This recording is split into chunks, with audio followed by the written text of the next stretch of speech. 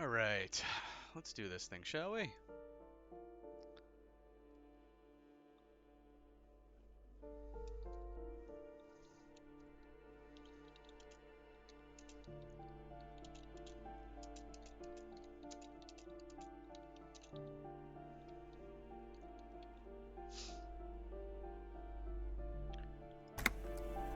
Alright, where were we? Trying not to die mostly. Okay. We're trying to find that kid, right? We need to do a debrief at 22. Which is in an hour and 45.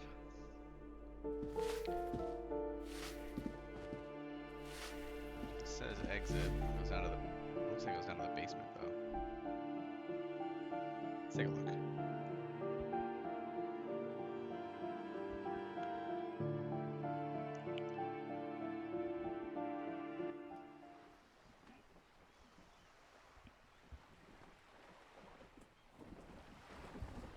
Okay, so it is an exit. Oh, okay, this is. I know where we are. This is by the dock here. Oh, this is the paint girl. The streets will flow red once more, a great torrent rushing down Rue de Esperance. You wait and see. The girl stares at the sailboat by the pier. The streets will not flow red with anything. Who are you? I'm Cindy the fucking Skull. What There you else do you want to know? Date of birth, blood type, the last time I was tested for Hep C. Alright. Time for communism, G. Time for communism. Just want to know your name. No need to get defensive. Don't use that tone with me. I'm the law. Let's start with your blood type and go from there. Yep, when was the last time you were tested? Or just answer some questions, okay? So let's start your blood type and go from there. Go where? Accosting a minor? No. Listen to your partner, pig man. Keep your grubby hooves off little old ladies. Despite the attitude, she puts the brush aside. She's grown frustrated with her work and welcomes the opportunity to challenge authority in other ways. Thank you, suggestion. Keep looking off to the side. What are you looking at? What are you doing to the wall? Do you know anything about the recent murder? Keep looking off to the side. What are you looking at? The lieutenant furrows his brow at another one of your eccentricisms. Nope. Nice try, game. She nods disdainfully towards the woman performing maintenance on the boat docked next to the pier. Hatred? Disgust? It's difficult to tell which of the two is more present in her girlish features. The woman on the boat does not notice her staring. That is on her. Someone's got to keep an eye on her. Who is she? Probably the Wild Pines rep. We should talk to her. She's a professional negotiator, though. I have the feeling she will be very cooperative while telling us nothing. Fair enough, Kim. You should take the lead. Ask her unexpected questions, you know? Do your thing. Don't be afraid to get a bit wacky. Throwing her off is our best bet. See, I am an asset to the team. I'm the wild card. That's what he just said. You're the wild card. Go do your wild card thing. Good idea, piggies. Run along now. Fuck her shit up good. Impound that boat while you're at it. I'd like to watch her swim back to us on. Yeah, G. Just this once. We got a hall pass to be buck wild. What are you doing to that wall? Can't you tell? I'm painting a beautiful mural, an aereo graffitio visible from low orbit. Well then, fancy. I haven't really started it yet. I'm waiting for the right words. She studies the wall, suddenly pensive.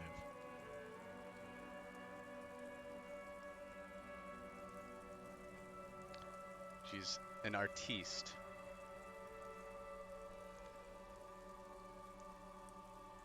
Camera, please. What are we looking at?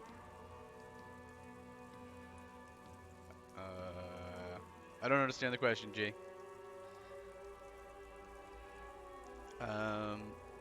So you don't know what to write. Why are you so committed to defacing the buildings? I have an opinion on this. Want to hear about it. Why are you so committed to... You don't know what to write? Yeah, she's above Have you us. ever tried your hand at graffiti-o? When faced with a blank wall, most people write unimaginative stuff, like pigs go home and Mona was here. Yeah. That is unimaginative. I agree. We rarely see pigs round here, though. Just union cats. And my name's not Mona, so... Ugh, well, nothing can be helped then. Yeah, we walked outside the hotel, and she is on the balcony of the hotel. Or apartment building, excuse me, not hotel. She wants it to be something true and total.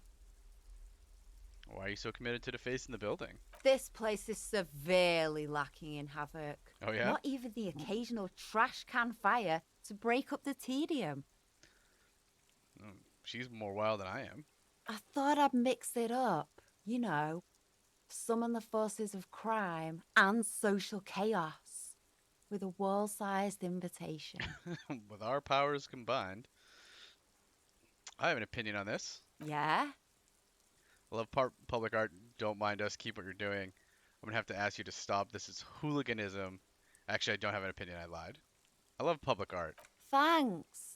I'm sure the inspiration will come to me now that I have an official RCM stamp of approval. You're welcome. You've lessened her desire to deface the building.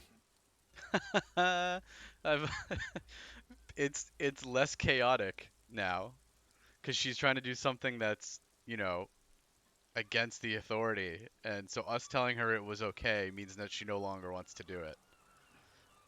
Nailed it. Do you know anything about the recent murder? I ain't no snitch, pigstein. Go forth and forage in someone else's shit. No shortage of squealers in these parts. She wrinkles her nose. Actually, there is a shortage of people who talk to us in a normal, calm, informative manner. Very true, Kim. We weren't put on this earth to make your life pleasant, fucko.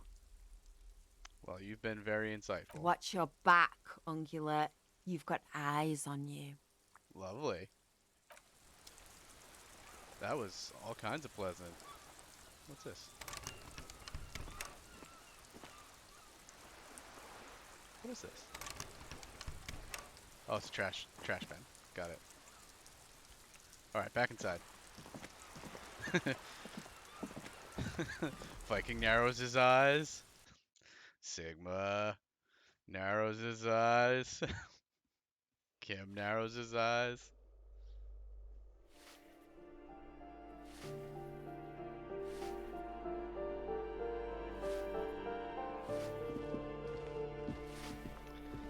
One sec.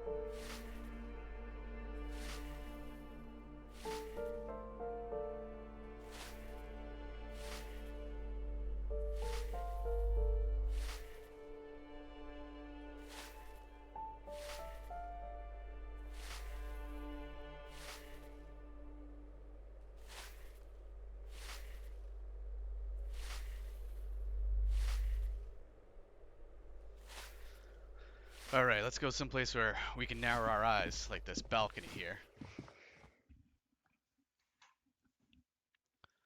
So much eye narrowing. Just these eyes, they're so narrow. Alright, made it to the balcony. What's in this box? bottle. Gonna recycle the hell out of that.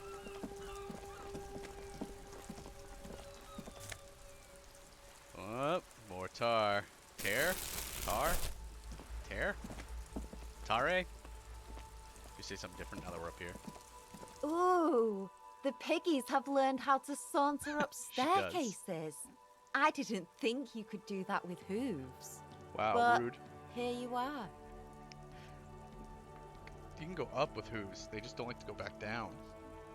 My vote is tare.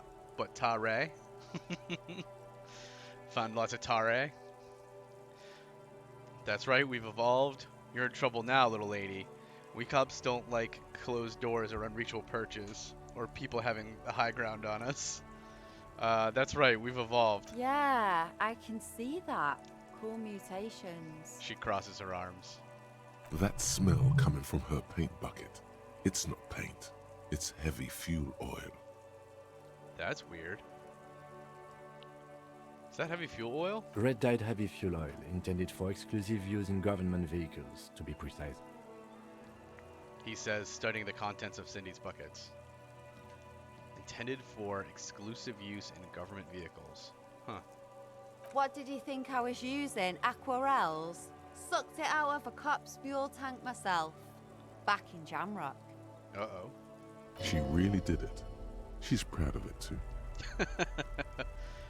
Fumes are bad for you, okay? You better hand it over. That's some clever cultural commentary. That's some clever cultural commentary. You ain't seen nothing yet, piggy boo. Alright, catch you later, Cindy. What's this? Is that my... It's probably my,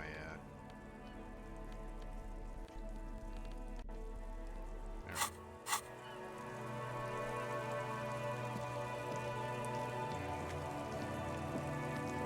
What's in the box? Money! Yeah. Above, tarps flap in the wind. Forgotten hammers and nails rust. They were building it a while ago. The door is locked, you can't get in. Okay. Well, what about over here?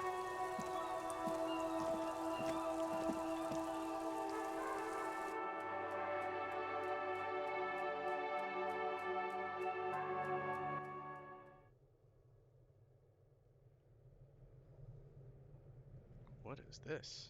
It's like a coal room? Someone's been sleeping here recently. Cindy? Cindy, you sleeping in the coal room? That's not healthy. Look at the little cat on the pillow. Little pillow cat.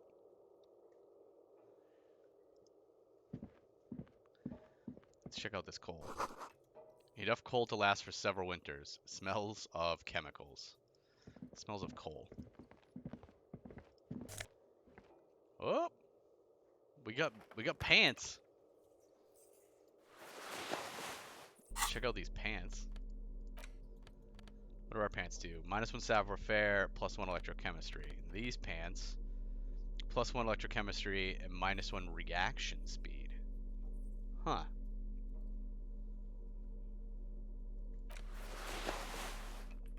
Look how stylish we are. Drug pants? What's wrong with... All of our pants are drug pants. All of them. Big time drug pants.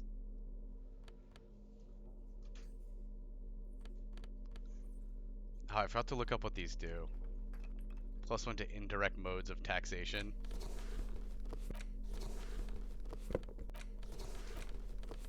Someone find out what these shoes do. They're so weird.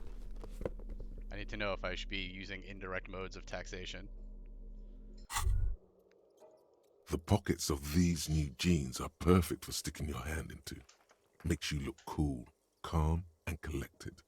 As your hand enters the pocket, your fingers brush against something. Soft, yet crinkly. Ooh, free stuff. There's free stuff in these pants. Take the item out. Hey, it's a chewing gum wrapper. It reminds you of the fruity juice of apricots. You should inspect it closer if you have time. Something about the wrapper's texture is familiar. Increases your ultra liberal statistic by 1 if you have 4 or more ultra liberal. After doing the dialogue with savoir-faire, it will trigger the dialogue to unlock the direct modes of taxation thought. Having them equipped does not increase the real gain from indirect modes of. I like that it's like, no, these don't actually do it. Does not increase the real gain from indirect modes of taxation. Increases your ultra liberal, huh?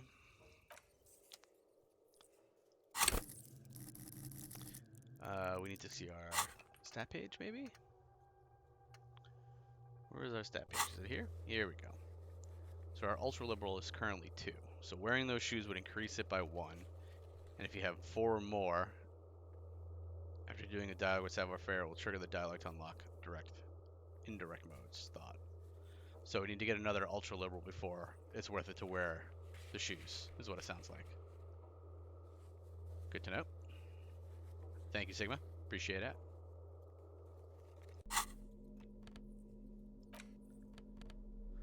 Apricot chewing gum wrapper. A gleaming chewing gum wrapper found in the pocket of the laborer jeans. It gives off an ever so faint scent of apricots. Your mouth starts watering. Let's interact with this wrapper. A crinkled chewing gum wrapper. The worn label reads, Tutti Frutti.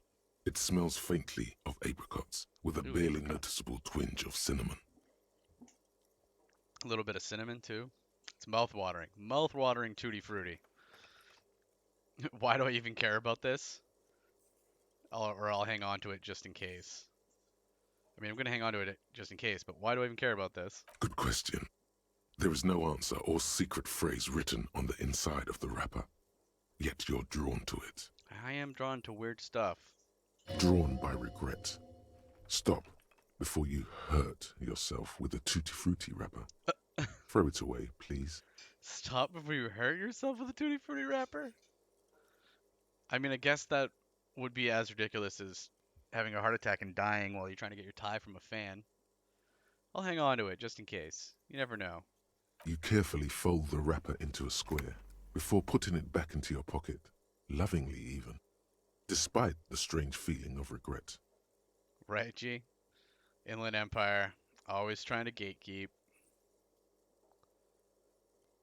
Thinking the same thing about the fan. Yeah, Mars, that might be the quickest I've died in any game. Like, maybe ever. Was like, load up the game. I think it was the second or third thing I did. Because I think I turned on the lights. I put on a pair of pants, turned on the lights, and then died. Died trying to pick up a tie. Is it possible to play this game with one endurance? Like, maybe not. Unless you knew all the checks, maybe? Or you were, like, really careful? But I imagine having one endurance or one whatever gives you the morale. I bet having one in either of those probably makes it really hard to get through the game. Yeah, I'm at 3 health now.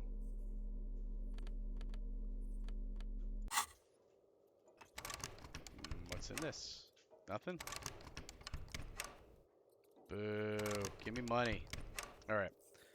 Let's go talk to Cindy and see why she's been sleeping in the coal room. If you start off careful, you'd have to be, like, crazy careful. Like, I feel like you'd have to know what checks might hurt you. It certainly couldn't be worth it. I can't imagine it being Hello worth it. again, officers. Have you come to admire my mural? Hello, Cindy. Is that bed in the coal room yours? Ooh. Not only have you found my address, you've discovered my biggest secret. I'm a coal miner. Really? You're a miner? Don't you have a real home? It's not the nicest place, but I guess it'll have to do. Cool, I have other questions. It's not the nicest place, but I guess it'll have to do. It doesn't have to do anything at all. Nothing does. Like me. Right now, I'm doing nothing at all. She looks at the paint dripping down the wall. Don't you have a real home? Does anyone in a city like this? She replies wistfully, looking around. If there's pain about any particular home she's lost, she's buried it deep, fortified herself against it. Really, you're a miner? Yes. I keep hoping a shaft will collapse on me, but somehow it never happens. Cool, I have other questions. Shoot, Piggy. It's what you do, isn't it? Wow. No, I do not. I have not used my weapon, thank you very much. Rude. Yeah, that body's still on the tree. Screw you, Cindy. Cindy Lou Who. No, we don't. Kim does.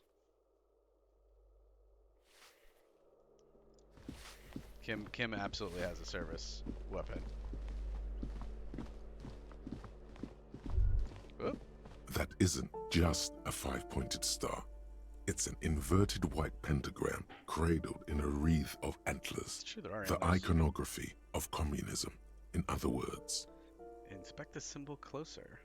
The star and antlers was developed in the 6th decade of the last century and quickly adopted by Mezov and the communards during the revolution.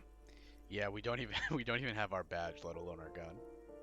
Even today, half a century after, the star and antlers retains the ability to evoke hope, disappointment, and fear in equal measure. Why is the star upside down? What's the deal with the antlers? Why white? What's the deal with the antlers? The wreath of antlers represents a natural crown. It was about building a society that could exist in accord with the natural world, and at the same time above it. Why is the star upside down? To symbolize the toppling of the old order. Well then. Also, some social democrats were already using it. Ah, so they co-opted it. Why white? Because white is the color of peace. Huh. What does it evoke for me? Gone. Gone is the glory of hope. Only the scribblings of impoverished students remain in dirty hallways. We took a hit there. We're sad about the lack of communism, apparently.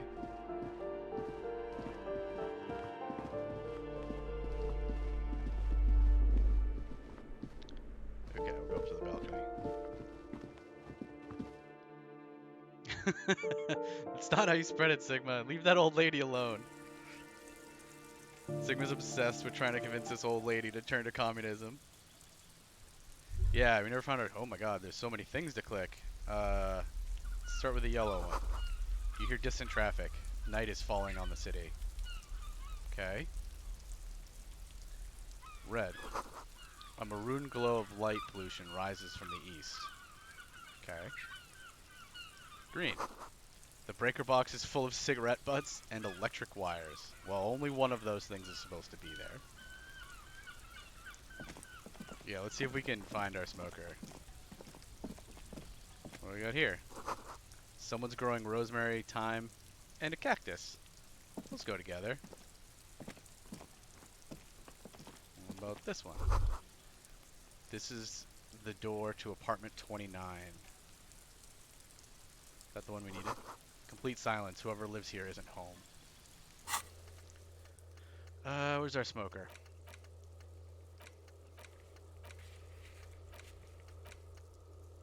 That's right, we need to find a lost bull. And pay for damages. Man, we've been doing some bad things.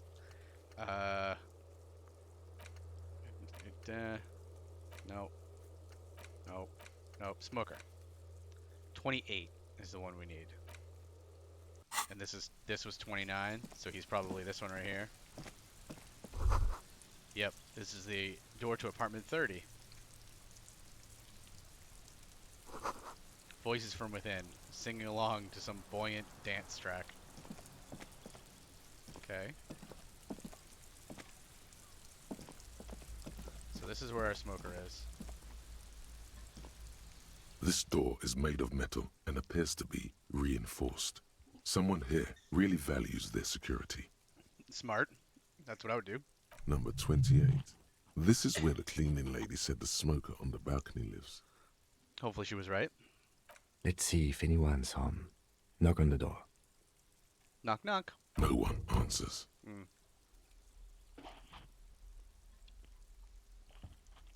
Looks like the young man we are looking for isn't home. He probably I think is. our best chance to catch him is in the evening. It's the evening now.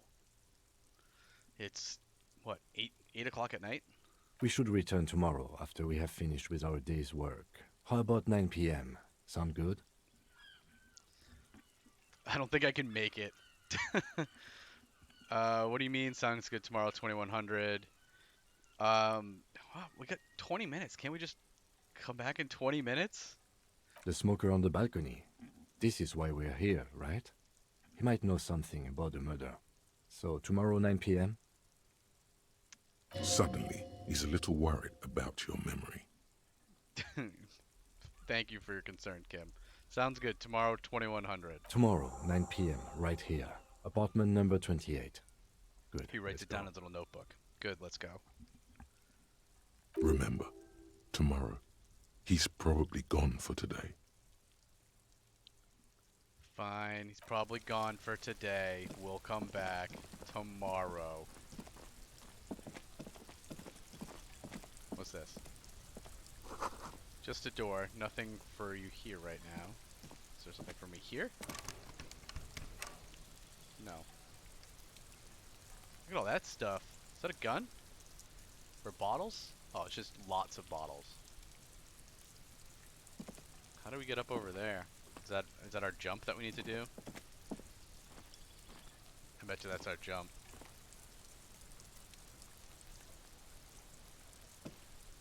Oh, this made a locked noise? We have tools. We have chain cutters. A pry bar. What if we tried a pry bar here?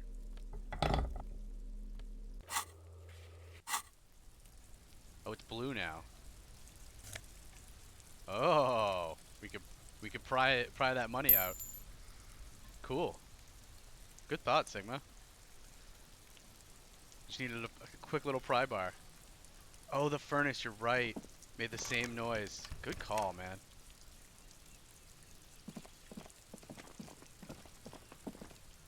Let's go get us some money. Sigma's big brain. Big old pry bar brain. Yeah, I heard the noise too. It didn't strike me as being that it was locked. Like it did sound a little like if you were trying a handle on a locked door. Just didn't put two and two together. This is why I don't do this stuff by myself. Like I process information. Information comes in. I receive that information. I process that information. And then I don't do anything with that information. My brain's like, no, that's cool. Yeah, that sounds like a locked thing. What do we do with locked things, brain? We go somewhere else.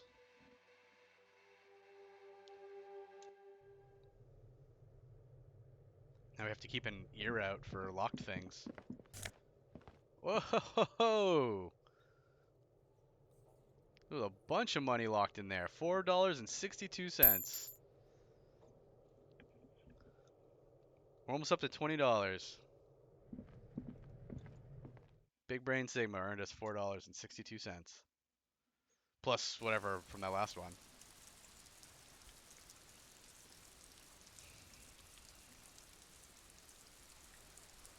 It is real. He's right. Even if I hate to admit it. Tell John to follow me on Twitch. I'm up to 41 now. I only need 9 more.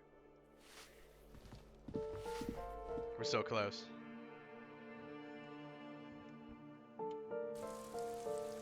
To emotes or something, right? That's what you guys want, some emotes and stuff. Let's go pry this one open. Whoa, look at this fancy thing.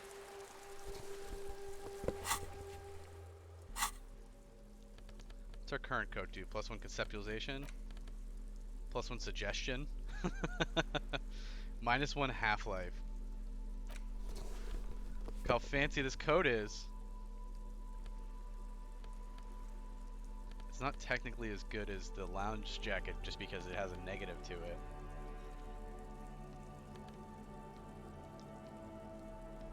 It looks really good, though.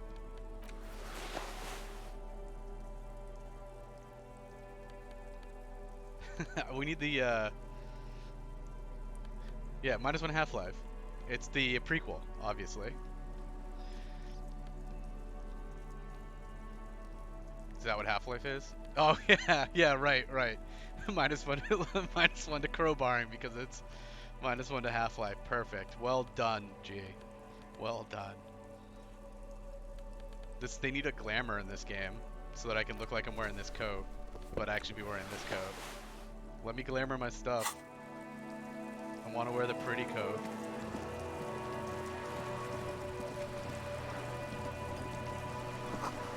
Looks like there was some construction here once, decades ago.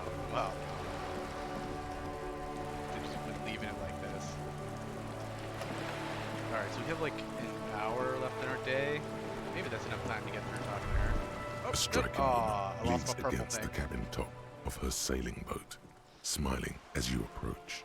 Her green raincoat glistens with droplets. A silk scarf is tied around her throat. Good evening, officers. I'm Joyce. She extends her hand in greeting. Joyce L. Messier. I represent the board of Wild Pines, the owners of the harbor. You gentlemen must be from the RCM. She steps closer and holds out her hand over the railing. Joyce L. What does the L stand for? What exactly is the RCM? I remember hearing it from somewhere. What gave us away? Shake her hand, don't shake her hand. Alright, we're supposed to throw her off her game, so what exactly is the RCM? I remember hearing it from somewhere. I meant you, the Revachol Citizens Militia, the police. She seems confused. Joyce L., what does the L stand for? Phaeton, my maiden name. Her bony hand dangles from the sleeve of her oversized coat. What gave us away? Nothing, honestly. I've said it to every drunk in town, and you're the first one who's responded. Wow. You look like a cop, and you look like a cop, and you look like a cop. What is implied here? That you're a drunk? That is what is implied here. I'm not a drunk, I'm a police officer. Of course you're not. It was only a joke. Alright, well, we're not rude. We'll shake her hand after having that whole conversation. I'm glad to see you here. Her grip is tight and cold. She seems relieved. I was dispatched to handle a strike, not a lynching. Anything I can do to assist the RCM in this matter, I will. Gladly. Can you help me get a body down from a tree? That is good to hear, madame. My colleague will take the lead on this interview. I should let you know that he is recovering from an unusual medical episode. Very unusual. But I can assure you of his ultimate competency. He opens his notebook. Thanks for the vouch, Kim. I appreciate it. How interesting. I wish you a swift recovery. In the meanwhile, you have my full cooperation, and the full cooperation of the Wild Pines group. Our brain is super broke, G. It is like borderline not working anymore. We are talking to Ties and to ourselves and to anyone who will listen. It's hard to get a read on her precise disposition, but she appears helpful. I'm sure she does. You were on a boat. Tell me about Wild Pines, what you do. What can you tell me about this strike? What can you tell me about the lynching? Do you know something about these tattoos? Show her the photo. You seem rich. Can I have some money? This might be the first person where I actually would take some money from them. You're on a boat. Why, yes I am. She looks at the deck under her feet. Green and white sails flutter overhead. Not a lot of people on boats, are there? Does she have a name? Do you have a license for this boat? I think I have a handle on this boat thing. Not a lot of people on boats, are there? Of course there are. We're on an archipelago. How else are you supposed to get around? She looks around. There is a pinch of defensiveness in her voice, but it is playful. Wait, we're on an archipelago? Look around. What do you mean, archipelago? Wait, we're on an archipelago? Yes, we are. We are on Le Caillou. She raises her brow. Caillou? I thought we were in Revachol. Still, I haven't seen anyone else sail a boat around here. I thought we were in Revachol. We are, and the city of Revachol is on the island of Lakayu. Still, I haven't seen anyone else sail a boat around here. I haven't seen anyone else drive a souped-up Capri Kenema motor carriage either. Well, I'm not driving that. That's Kim's. It's nice his car's souped up. Actually, that motor carriage has been specially issued to serve as a patrol and pursuit vehicle. Yeah, you say it. You tell her, Kim. It's for crossing long distances in the greater Ravachol industrial harbor. It's not a toy. Neither is this. A toy, I mean. It's a machine for crossing long distances in the Bay of Revachol, between the city and the islands. The woman pats the cabin hardtop.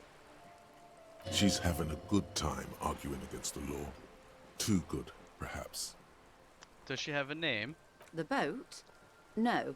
It is called Cordelati 19 because that's the type of sloop it is. Oh, it's a sloop, eh? The word "it" feels strange. Such a beautiful boat deserves a proper name. You got a license for that boat?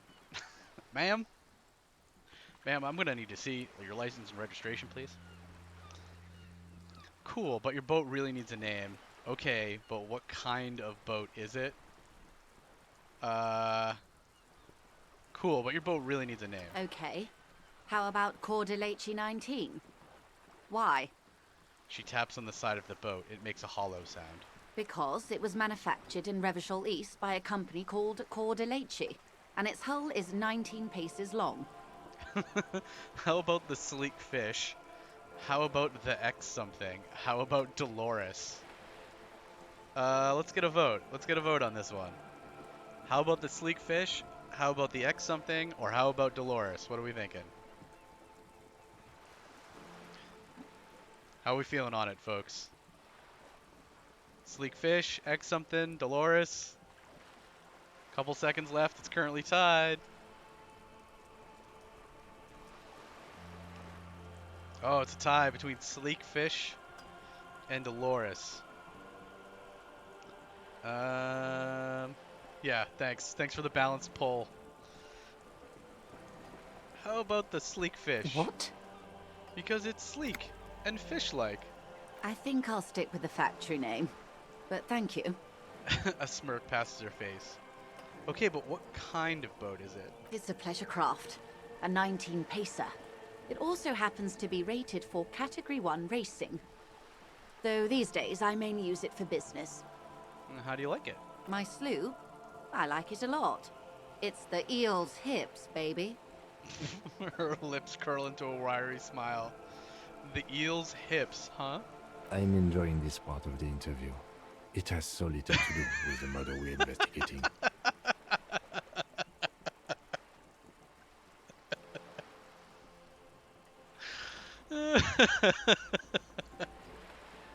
Kim is perfect. Whoever did the writing for Kim deserves whatever awards they give out to writers of video games. Because Kim is perfect. I'm enjoying this part of the interview. It has so little to do with the murder we're investigating. What's funny is that you could read this as him being sarcastic and me telling me to get back on with it. But before we interviewed her, he said, go wildcard. So this is him saying, this is great. I'm on board with this because you're doing exactly what I told you to do. I really do, the lieutenant thinks. Is she thrown off yet? See? He's looking at the woman, assessing her. He really has been enjoying it because he knows that he told me to try to throw her off, and I'm doing my damnedest. Do you have a license for this boat? Officer, I assure you I'm a highly qualified pleasure craft operator. That is a fancy way of saying no. The crowns of her teeth are porcelain, white as the boat's hull as she smiles. Her nonchalance might be related to something called the Wayfarer Act, a law that says she doesn't need a license. Boo. Sly fox, you're not aggressive enough to harass her further on this. Stupid Wayfarer Act. Always making me not be able to fine people for driving their boats without a license. Grumble, grumble. I think I have a handle on this whole boat thing. Good. What's amazing is all of that was just number 1 out of the 7 options. You might be right, Sigma. If I kept pressing her on the boat license without realizing that she doesn't need a license. All right. You seem rich. Can I have some money? Is what you want to say, Ah. but it isn't that easy, is it? What? Why not? Look at that lady. Take a gander.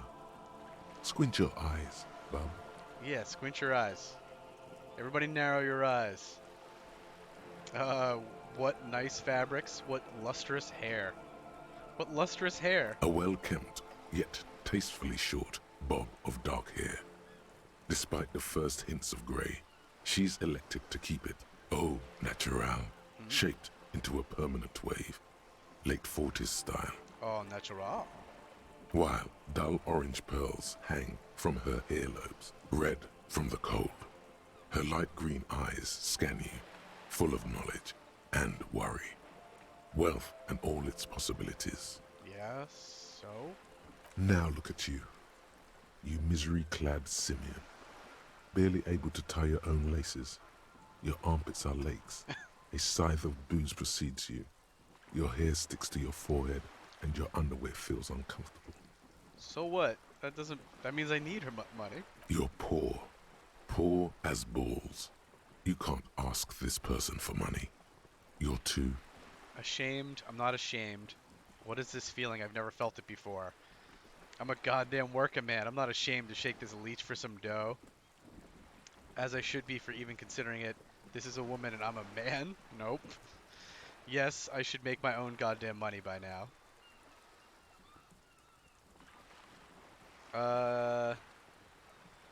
What is this feeling? I've never felt it before. Shame? You haven't really been in the presence of gentlefolk either, have you? What shame is there to be felt in front of these dock workers, cops, and hotel clerks, but to belittle yourself in these eyes of Odinin? Ugh. Darn gentlefolk. Being all gentle. Morale hit incoming? I don't know. We'll see. Maybe. Oh God, the lieutenant is here too. Do not dishonor the force. Fair. If the lieutenant wasn't here, then maybe. As I was saying, if there's any way I may be of assistance, please don't hesitate to ask. Her voice breaks the silence and suddenly you're back again, and nearby a seagull pecks at a piece of garbage. Oh, there's a check involved. I get +2 because I approve of Mazonian socioeconomics. Love it. Yeah, I think I might, G. I think I might come back without Kim and try to shake her down a little bit. 83% is pretty good. Volition check. Alright, let's start with, can you tell me about what you do? What we do? I'm afraid I don't speak for Wild Pines as a whole. It's a giant undertaking. So what do they do? The Pines' core competency is logistics. Container shipping, freight, that sort of thing. See those airships there, blinking?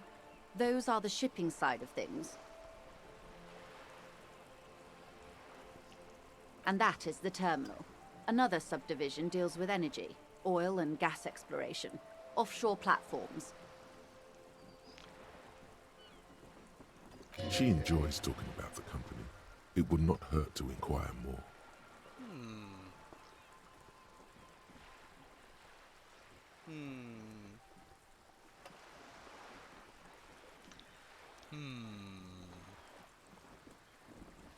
How much money does Wild Pines have? I'm not at liberty to discuss the company balance sheet, but I can tell you that last year, the company booked more than 20 billion real in revenue. 20 billion real? I've got 17, is that close? A billion? No, not a billion, 20 billion. We failed. We failed the encyclopedia check. No Britannica for us. What exactly is a billion? Wow. That's it? I thought wild pines were supposed to be big time. Numbers like that mean nothing to me. The money I owe is so much less than that. What exactly is a billion? It's a number, officer. A big one. What is it made of? It's made of 1,000 millions. A million is made of 1,000 thousands. Wow. That's it. I thought they were supposed to be big time. Numbers like that mean nothing to me. Let's go with that's it. I thought wild pines are supposed to be big time. And to think, there are years when the group books losses in the billions. A wave hits the sloop. She grasps the mainstay for balance. But yeah, how much is 1,000? Oh, okay. Well, how much is 100? Oh, how much is a 10? Wild Pines employs 72,000 people, all of whom have families that depend on their salaries.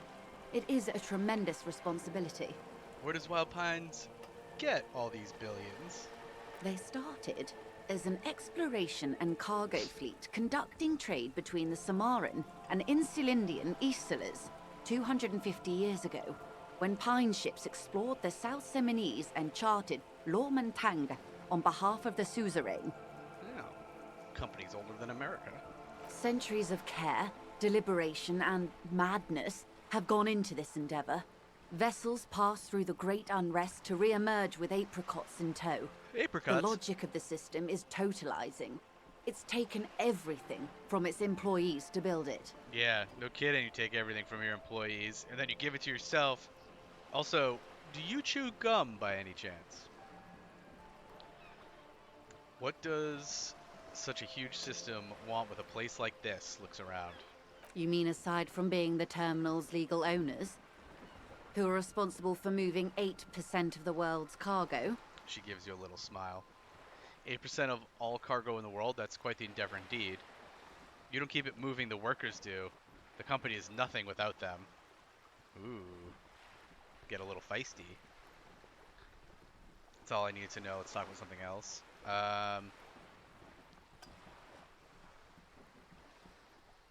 You don't keep it moving, the workers do, We built this district. she says calmly. All the best parts of it. Rue de Saint-Ghislain, with its bastions. The plazas Meteor and Mosaic. Even some of the old street lamps have been put back thanks to the investments from the WP. I mean, this place is kind of terrible, so you're not doing a very good job, comrade. She points behind you where the seawall rises. Before Martinez was swallowed by the industrial harbour, even before it was part of Revachol, long before Terminal B was erected here, the Pines built it as a resort for its Revacholian employees. Sure you did. A company getaway, for a weekend or a summer holiday. Then came the revolution. But that's another matter. I'm here to make sure the Pines can fulfill their responsibilities to the place they built. She takes a sip. What are you sipping on? With your help, hopefully, says her warm tone. What can you tell me about this strike? Everything. Right up to, but not including, trade secrets. Wait, what if I want to hear about trade secrets? What is your role in this precisely? What if I want to hear about trade secrets? First, you'd have to repeal the Emergencies Act of Trade and Aliments. That gives me the right to silence. It's quite the octopus. There's too many acts. Wouldn't want to disturb an octopus. Better let it be. How do I repeal it then? An octopus? I will slay it. Good luck is only kept in place by the vested interests of half the civilized world, including your own. Don't tell me what my interests are. You don't know me. What the ma'am means is that the Emergencies Act and the RCM both get their authority from the coalition government. Yeah, what Kim said. But I am derailing us. You wanted to know about the strike. What is your role in this precisely? I believe the official title is Senior Labor Negotiator. In practice, I'm a grocery clerk. I relay the union's demands to Wild Pines and return with Wild Pines' counteroffer. I think you're underselling yourself. And how are the talks going? They're not. That's the problem. The union stopped all negotiations a week ago, after that awful lynching took place. So everything's been stopped since then, eh? Now they won't even let me into the harbour. There's a 2-meter 20 racist behemoth blocking the gates. So many races. Tell us more about this behemoth.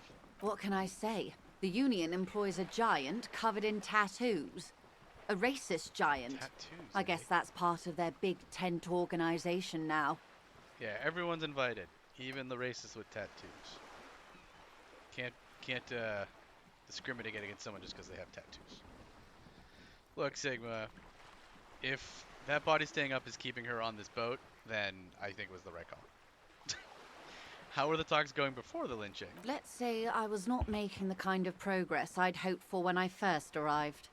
And when did you first arrive? I arrived 3 weeks ago. Yes, in the middle of February. The bay was still partially frozen then. I prefer to do these things on site, like the RCM. But the strike began in December. He looks at his notes. I wasn't the original negotiator here. Ooh. I took over after Mr. Gaumont hit a wall with Mr. Clare, the union boss. Mr. Clare refused to speak with Gaumont despite concessions he'd granted the union in prior negotiations.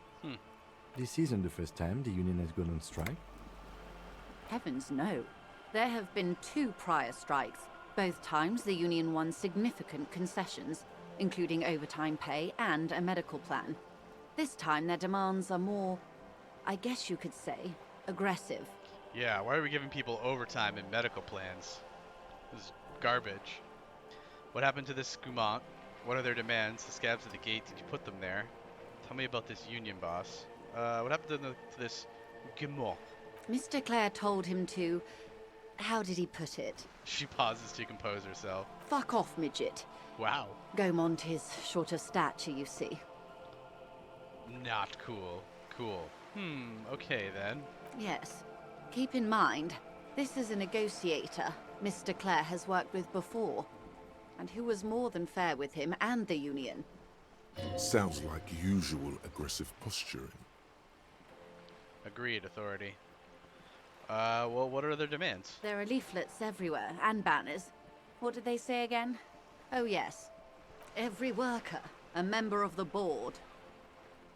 Ah, they want ownership rights. I like it. I don't know what to think about that. Over-aggressive commie posturing. Seems like they have no idea about business. Forget it. I want to ask about something else.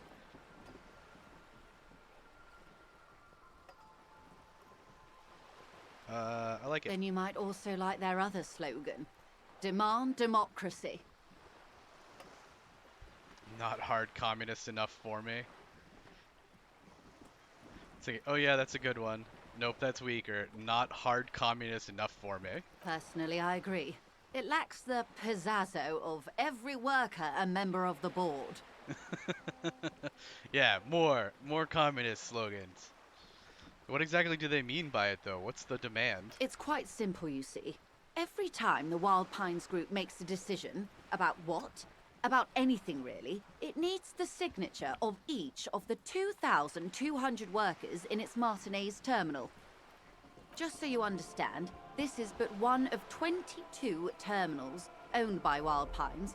Essentially, not only are they kings of the company, they are also kings of the 72,000 employees of Wild Pines Group. That's pretty funny, I have to admit. The workers can't be kings. The king is king. The king is dead. Long live the workers. Or what are you going to do? The king is dead. Long live the workers. That may well be. It's not up to me to decide who is king, but as negotiations go, it's not a swell start. What are you going to do? I'm not sure. Naturally, I assume that was just their opening position, a hard-nosed tactic with a side of mockery. But there's been no follow-up, just the same nonsensical slogan repeated over and over again. They sound pretty serious. And now, people are getting lynched, I hear. Behind the whirling in rags. A disastrous situation if there ever was one. Very true. Excuse me, from whom did you hear about this lynching? He looks up from his notes. I first heard it from the boyer at the gates. The one whose very name advertises his aversion to work. I think he said it was, "Call me mañana." That's a great name. His very name advertises his aversion to work. The scabs at the gate, did you put them there? The scabs? You mean the huddled masses of Jamrock? come to plead for work where the union refuses to. That's very pro-business of you, lady. If they were organized by Wild Pines or its affiliates, then it would be a company secret. I could not share it with you. Not right now, at least. So it definitely was. It's implied. She's open to discussing this matter with you at a later occasion. Alright, well, we'll chat later then. Tell me about this union boss. Everard Clare is a man of the utmost integrity. If you can say one thing about him, it's that he always puts the interests of the workers first. Really? Of course not. Everard is fantastically corrupt. I imagine he has a thick, viscous goo where you and I have blood. Well, you would say that. Is he that bad? He can't be that bad. Say nothing. Everett is a hero of the workers' movement. I haven't met the man, so he can't be that bad. He is the most corrupt individual I have ever seen, and I deal with men like him for a living. If there is anyone more venal, more irredeemably nepotistic, then it's his twin brother, Edgar. Wait, there are two of him? Yes, Edgar looks exactly like his brother, except for that lazy eye. He also talks exactly like Everard does, and when one's term as foreman is up, the other takes over. Oh, convenient. It's how they circumvent the term limits, you see, with a funny little switcheroo. While in office, they've embezzled God knows how much of their workers' dues. Sounds like a cushy job. Let's take this back to the strike. What about the union itself outside the Brothers Clare? The Débardeurs Union was once a perfectly normal institution. 20 years ago, anyway. It must not have been easy to establish under the Emergency Act, but they did it. I can respect that. There's that Emergency Act again. Organized labor at its best, as they say. Then something happened in the local chapter elections. The Brothers Clare came and transformed it into a... how do you say? She hesitates, looking for the right expression. A mob. The Débardeurs are a crime syndicate. Sad as it may be, I suspect we'll be forced to cooperate with them. Thanks for the insight, Kim. Refreshingly honest, officer. The company has tried appeasing in the past, but I'm afraid our concessions have only emboldened Everard and his brother. She turns to you. And your opinion, detective, if I may ask? I'm a curious and talkative person, you see.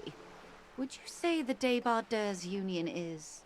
An effective advocate for the rights of local working men, a giant leech sucking the life out of Revachol, basically a socialist mob? I prefer not to have an opinion on these things.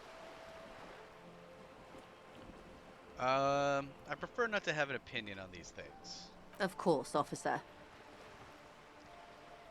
One more thing. You said something happened in the elections? I'm glad you asked. There was a woman, the previous forewoman of the Union. She disappeared.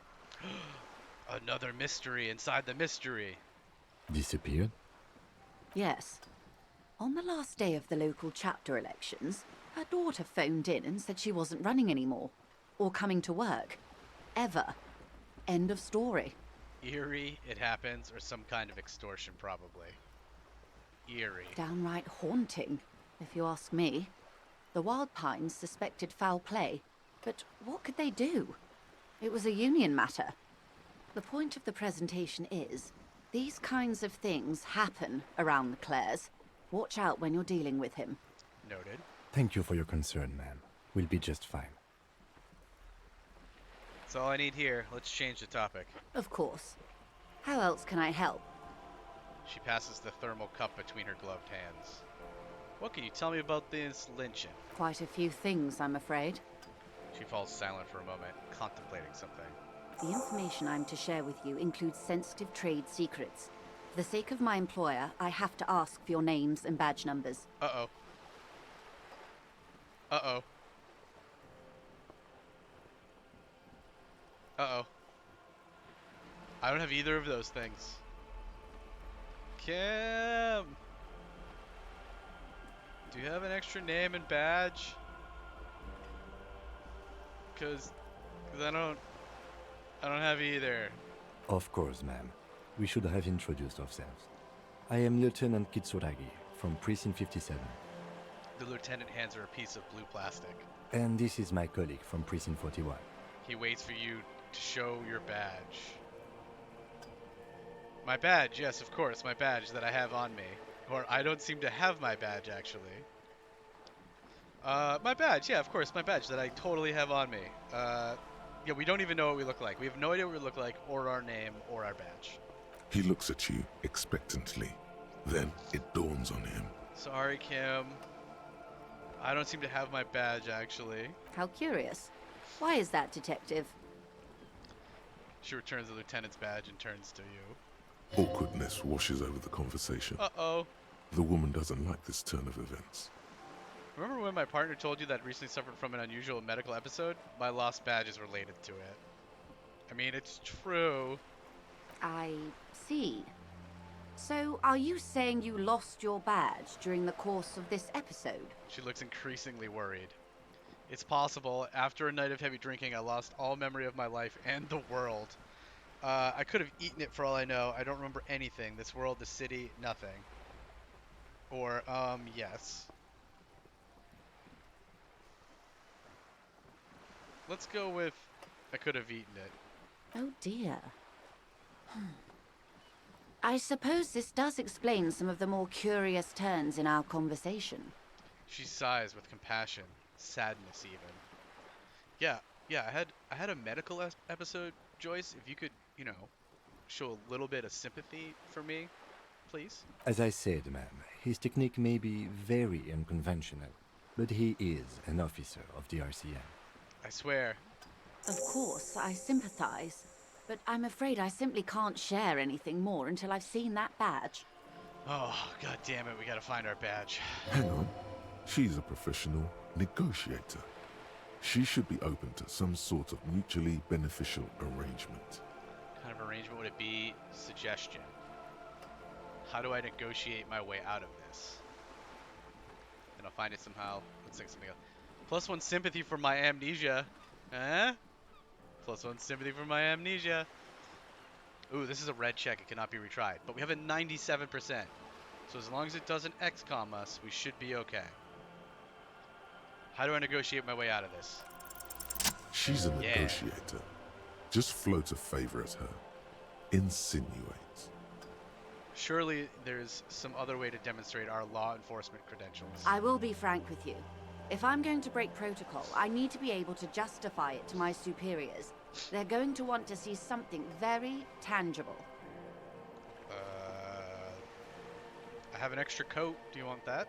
You're in, but expect her to drive a hard bargain. Like what? Reports from inside Terminal B suggest it's a hub for the local drug trade. This is an open secret in Martinez. The Union controls the terminal, so it goes to reason. Uh-oh. Stream dying. What's happening to the stream? Is it being not streamy?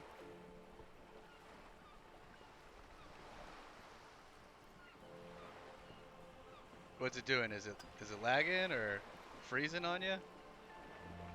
My bitrate looks okay.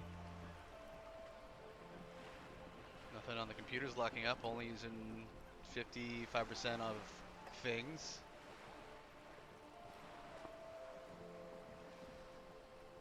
Huh. It cut out for a bit, but it's better now. Weird. I wonder what that could have been. Alright, so reports from inside Terminal B suggest it's a HUD for local drug trade. Open secret in Martinez. The Union controls the terminal. So she wants probably info or something that she can use to prove that they're selling drugs. The company has tried looking into this matter before, to no avail. Perhaps someone with your authority and resources might turn over the right stones. Or you can recover your badge. Though if I may be blunt with you, it sounds like that may be a lost cause. She picks the cup back up. I mean, she's not wrong. I probably can't find my badge. At least not easily. Detective, a word in private before we continue. The lieutenant closes his notebook. Excuse us for a moment, madame. What's this? We're getting reports of normal, reasonable, temperate, political opinions somewhere in Martinez. You must be mistaken. I'm a real radical. That's me, Mr. Reasonable. Someone's got to keep it sane around here. This is because I keep saying none of the above on political stuff, isn't it? It's also about that, but it's also more. Perhaps it's the hangover. Perhaps it's a temporary surge of serotonin, but something tells you it's time to become a citizen of the Kingdom of Conscience. First, where is this Kingdom of Conscience? No more talk, sign me up for a passport. No, I'm too fiery for this watercolor ideology. I'm trying to develop more extreme and interesting opinions.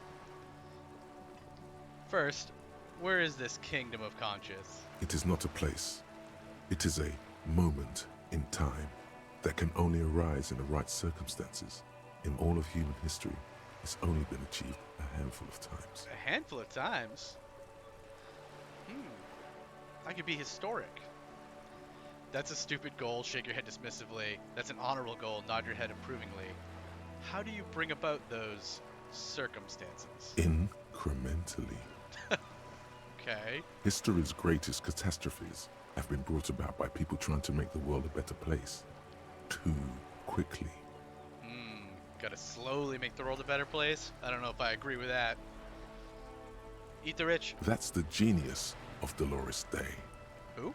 She recognized that progress is meaningless if its gains are lost because of instability. Real, lasting change can only come about gradually, increment by increment. But what about all the things that are wrong now? Okay, but what's the Kingdom of Conscience actually like? This sounds mega boring. But what about all the things that are wrong now? Tisk tisk. Just because you live in the present doesn't mean you have the right to place your needs above the needs of the future. How dare you? My needs are very important. You may never live to see the Kingdom of Conscience. Your children may not. Even your grandchildren might not. But that's no excuse not to keep working. What benevolence. What benevolence? Wait, is the Kingdom of Conscience really about doing things or just preserving the status quo? Yeah. Do you believe the status quo is preferable to chaos and bloodshed? Do I believe the status quo is preferable to chaos and bloodshed? No. Then you've never lived through real chaos. Maybe. Sometimes, in the face of great disaster, defending the status quo is progress. Is it? I don't know if I agree with that. That sounds like something that someone who's benefiting from the status quo would say. 100%. Like, if I benefited from the status quo, this is something that I would say, right? I mean, I wouldn't personally, but that, like, someone who does.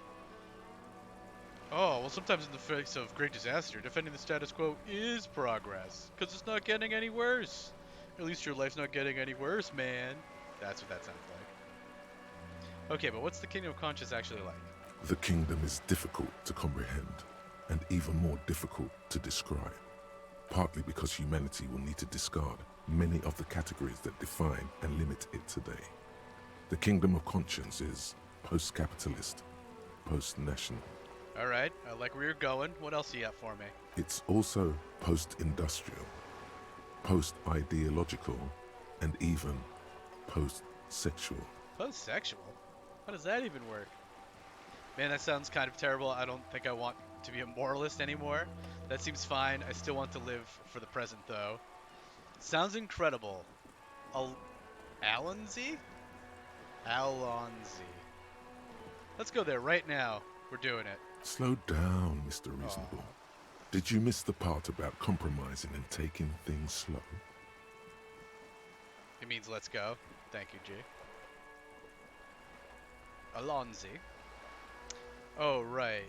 Then let's get there eventually? That's right. Remember, real democracy is just around the corner for Revachol. When that real democracy kicks in, a long time from now, we are all going to be so much happier. I can't wait to be so much happier a long time from now. What's this one? Shadows on the water, green plants under the calm surface. Okay. Your room in the whirling isn't much bigger than this sloop. This is worth more than you'll ever earn in all of your life. Yeah.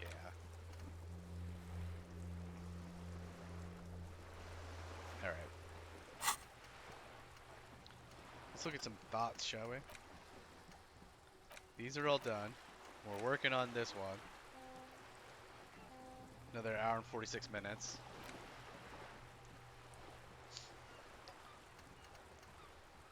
We can't start either of these yet,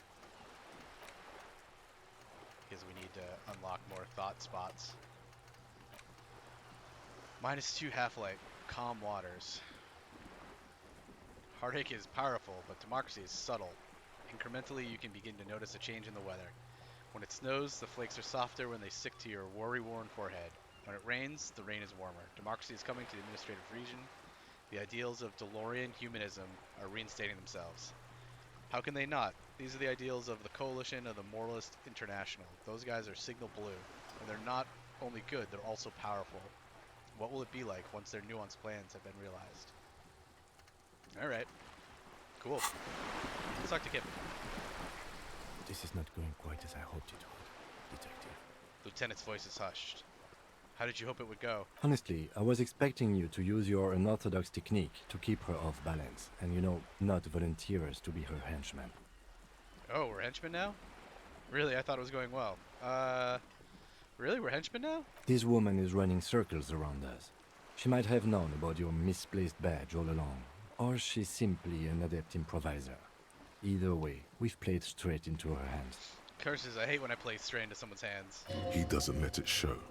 But there is a limit to how much the consequences of your unprofessional behavior can cost the investigation. I'm sorry for putting us in this situation. I'll handle it. What do you propose that we don't... What do you propose? That we don't investigate the drug trafficking? We could just, find my badge. Sorry for putting us in this situation. I'll handle it. I'm sure you will, Detective. What do you propose? That we don't investigate drug trafficking? No. If there is reasonable suspicion, we must investigate. Otherwise, she could claim we are siding with the Union, or that we are on their take. We'd never hear the end of it. What I propose is, we ask her, then we investigate, briefly. But do not share the outcome of this investigation with her. We tell her it's done, and demand for her information on the lynching. Okay. It's a pretty good proposal.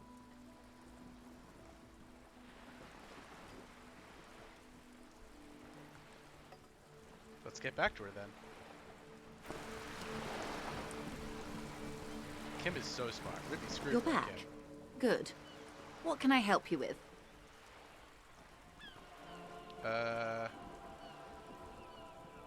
Okay, tell me about this alleged drug trafficking. It's quite straightforward. Someone is using Terminal B to smuggle raw ingredients from the Samar and Isola into Revachol with the Union's blessing. Wild Pines has suspected it for years. Ingredients for what, ma'am? Meth and dextroamphetamine, GBL, and various synthetic psychedelics. Honestly, it might be quicker to say what you can't make from the stuff. We need to get our hands on some of this dextroamphetamine and GBL. Let me get this straight. The materials come from Samar to Revachol through the terminal? Yes. After they clear the terminal, we lose track. The actual production is taking place at various sites in and around Jamrock Quarter, north of here. Wild Pine seems to be well apprised of the local drug trade, ma'am. Do you mean to say the Union also produces the product? Sells drugs, I mean? We're in logistics. It's our business to know. And no. As far as the company knows, the Union does not produce it.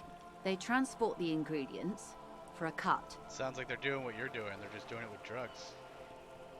And you want us to investigate. Yes, but you won't get anything out of Evrat and the Dock Workers Union. Still, every chain has its weak link. She raises her bony finger. Gonna need bolt cutters for this. What do you mean? Lorries. Someone needs to move the ingredients from the harbour into the city. Once they reach Jamrock, they're distributed to a network of local manufacturers, well beyond our grasp. But in transit, they are vulnerable. Ah, those lorry drivers, eh? Perhaps you've noticed that a number of lorries are tangled in a traffic jam at the roundabout just now. Interview the drivers who are still hanging about. One of them might be waiting for a crucial shipment. She gives you a knowing look. I hope it's not our friend with the family and the kids, who is like the only nice person we've met since we've been here. That would make me sad. I hope it's the racist. Let's take him to jail. I'll be explicit. If you find this driver, I will share company secrets with you. You'll be indebted to her, in a way, but one step ahead of the Union in another. Why didn't you come to the RCM earlier? It's no coincidence the lawyers are stranded there like that, is it? What proof do you have that the Union is involved? We already have some suspicions that one of the drivers was present at the lynching. Alright, it's no coincidence that the lawyers are stranded there like that, is it? No. We asked East Motor Track to raise the drawbridge. The road company is a partner of one of our subsidiaries. However, She pauses, looking to the sea. this is a limited time opportunity. Once the complaint has been processed by the Trade Committee, they'll have no choice but to lower the drawbridge, and the operation will continue. She looks north. Thousands of litres of raw ingredients will pour onto the streets of Revachol.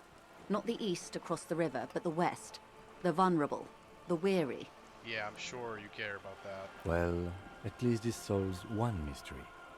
Why the bridge is up? What is that, Lieutenant? Why I had to call East Motor Tract and beg them to open the drawbridge for me. I'd wondered since I first drove in, on my motor carriage. I am sorry for the inconvenience, Lieutenant Kisaragi, but we need them trapped here. This is a unique opportunity. I'm sure you understand.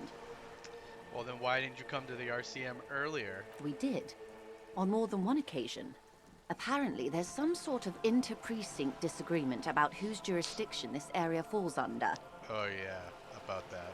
We know the company has launched its own probe into the Union's alleged involvement. We also know it's come up empty. It's not just the RCM. No one's been able to find any hard evidence. Well, here's your chance, officers. She smiles and points towards the roundabout.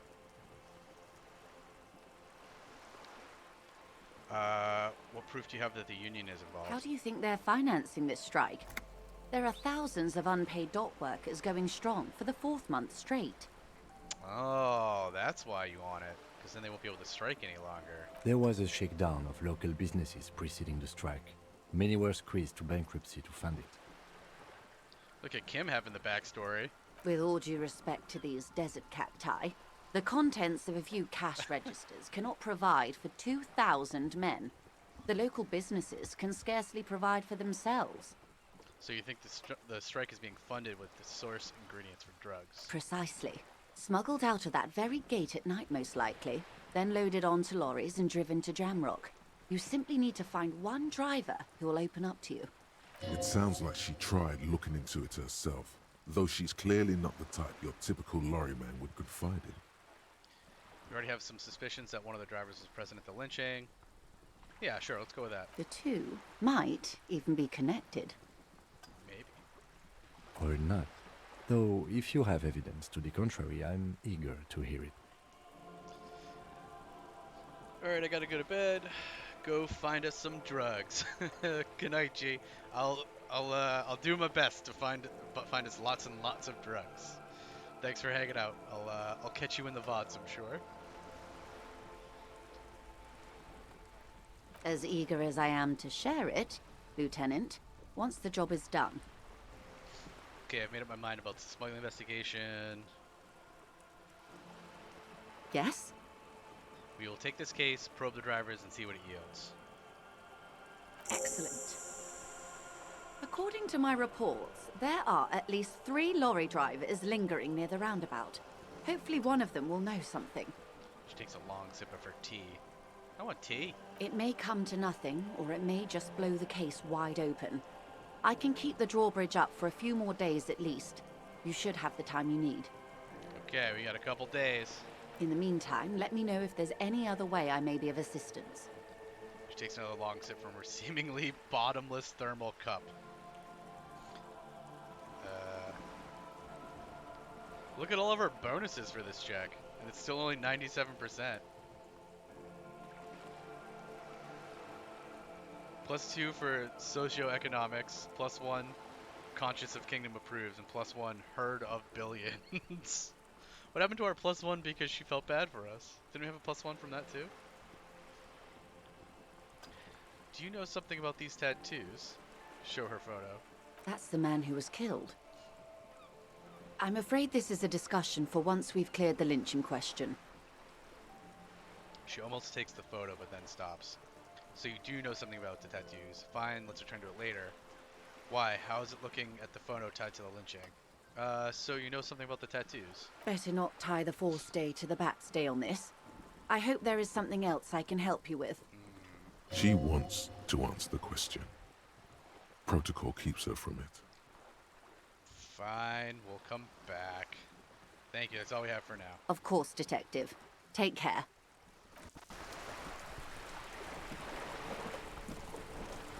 It's almost time for our meeting with Kim.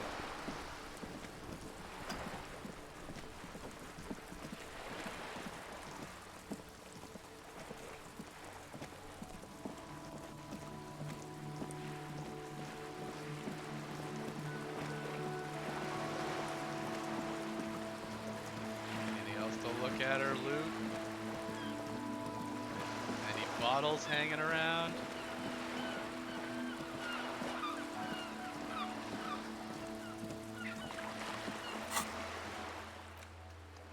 The jam mystery.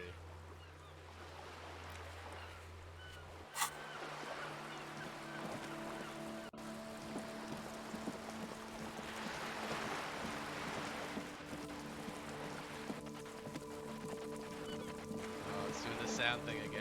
I did look it up, and it is a common problem since the most recent patch. So it's just something that happens now. So, good job on the patch. Did a great job.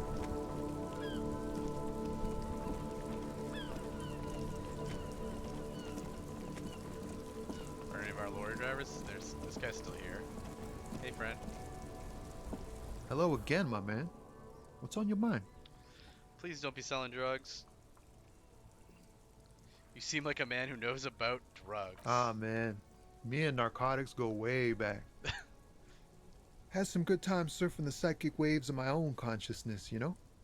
He folds his hands behind his head and leans back. But those days are behind me. There are other addictions in my life now. Why the inquiry, my man? He pauses, letting the memory dissipate. Okay. Please don't be the person selling drugs. Just be straight with him. I agree, suggestion. Do you finance those other addictions with drug trafficking? I need to get high and I'm looking for a dealer. Let me be straight with you. I'm trying to figure out who's smuggling drugs out of Terminal B. That one. We have a credible lead, sir. Someone on this roundabout is waiting for a bulk shipment from the harbor to load it on their lorry and drive it to Jamrock. Not me, man. No way. I don't need any trouble. Shit's bad enough anyway. This jam's got folks up in arms, and I'm afraid it's headed toward a conflagration. Wait, then why are you still hanging around? Who do you think could be conducting the drug trade then? Who do you think could be conducting it? Look, man, I try to stay away from the criminal underbelly of Revachol. I'm a guest here. You really need to find another man to probe with those questions. It's not a lie. It's something else. Impossible to say what at this point, but there's something in him. Some trepidation. All right. Well, I think that probably means it's not you, and I'm glad to hear it. Is our racist still here? Yep. Hey, bud. Looking for something, Hunt? Come to tell me to fuck off again? You're a lorryman, right? What's your stance on drugs? Drugs? They're shit, man. I don't let anything pollute my body. He takes a long drag on his cigarette. About that. Well, why not? You know where that shit comes from? Sarah Miriza, Safre, Ilmara. They take the money from our local junkies here and then use it to outcompete us in the manufacturing sector. Oh, so he doesn't do drugs because he's a racist. They know they can't beat us in a fair fight, so they have to get us to weaken ourselves somehow. There it is. It's racial sabotage, racial economic sabotage. God, what a terrible racist you are. There's your in. Take his side in this particular fight. So I take it you're not smuggling drugs out of Martinez. Listen, I agree. It's our responsibility to keep poison off the streets of Revachol, right? That's all I need to know. I agree. It's our responsibility to keep poison off the streets of Revachol, right? He eyes you warily, unsure how to respond. This goes on for about 2 seconds. Then, damn, it didn't work. You should have signaled you're a nationalist before. I should have, but I'm not, so... I don't know shit. And if I did, I wouldn't tell you. Then what are you still hanging around here for? Most others have left. What do you think? I can't leave the lorry unguarded. Stuff's been getting looted lately. It's those little kips sneaking around at night. If they touch my stuff, the bosses will be on my ass like ass cancer. That's not a very good metaphor, friend. I did see one lorry with the trailer doors open on my way here. Do you know what happened? Yeah, I knew that guy. He was an honest driver who loved this country. We were having a good debate about genetics at the Wheeling in Rags when some kip boys smashed his lock and took damn near everything. Lost his fucking job over it. Since he left, I haven't had anyone to talk to. Aw, poor racist. He takes a long suck on his cigarette, appearing to savor the taste. Bad for him, I guess, or serves him right? Bad for him, I guess. It's a fucking travesty, is what it is. The man shakes his head, dismayed, furiously pulling on his cigarette. If it's not you, then who's running drugs through Terminal B? Isn't it obvious? Fucking Sealang, that beady-eyed South Samaran. You would say that anyways. His little side business is a scam. I wouldn't be surprised if he was peddling drugs as well. Who's that? He's a Samaran guy who likes to pretend he's some kind of businessman. Really, he's just selling his employer stuff. Stuff he stole after he broke the seals on his Humanox lorry. Where do I find him? Just follow the smell. It smells like apricot and oil when you're nearby. The lorryman lets out a raspy croak at the sense of his own sense of humor. There's those apricots again. Whose gum is this? Yes, yes. Where is he? Thank you, Cam. Looks like I offended your partner there. Too bad. Sealang's usually a little bit south of here, near the canal. You can't miss him. Just watch yourselves. His tribe are natural liars. It's in their blood. Ugh. He's your man, all right? 100%. He nods in a sagely manner, then another puff on that cigarette. I wouldn't be so sure about it. Not until we've heard what Sealang himself has to say. Well, guess we need to pay him a visit. Guess so. He grins, contented with himself. We're done here. I mean, I'm sure that guy had nothing to do with it. This guy's just a racist. We should think about calling it a day, maybe. The nights are still miserably cold this time of year. 10 p.m. Kim's calling it quits. Hey, Stowe. Are you enjoying watching this racist be racist? I haven't paid the cafeteria manager for damages yet. That is true. You should take care of that, then. But I don't have the money. Let's talk to him anyway. An officer of the RCM shouldn't be sleeping in the streets. We'll figure something out. I agree that I shouldn't be sleeping in the streets. But that guy hates me. Though he finds this situation frustrating, he is doing his best to not make you feel any worse than you already do. Thanks, Kim. You're a good friend. Oh, look, it's all lit up now. It wasn't like that during the day. Cool lighting effects game.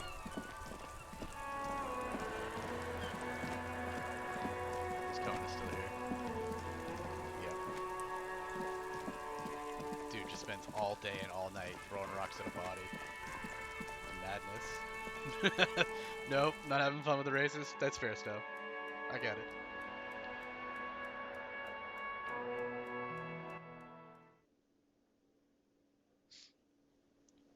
Whoa, look at this place. This place is all sexy at night. So many people in here. Look at all this. All these folks.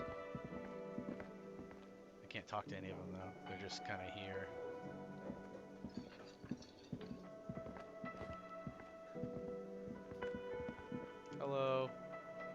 can I help you? Man, it's sexy in here with those lights. Look at that.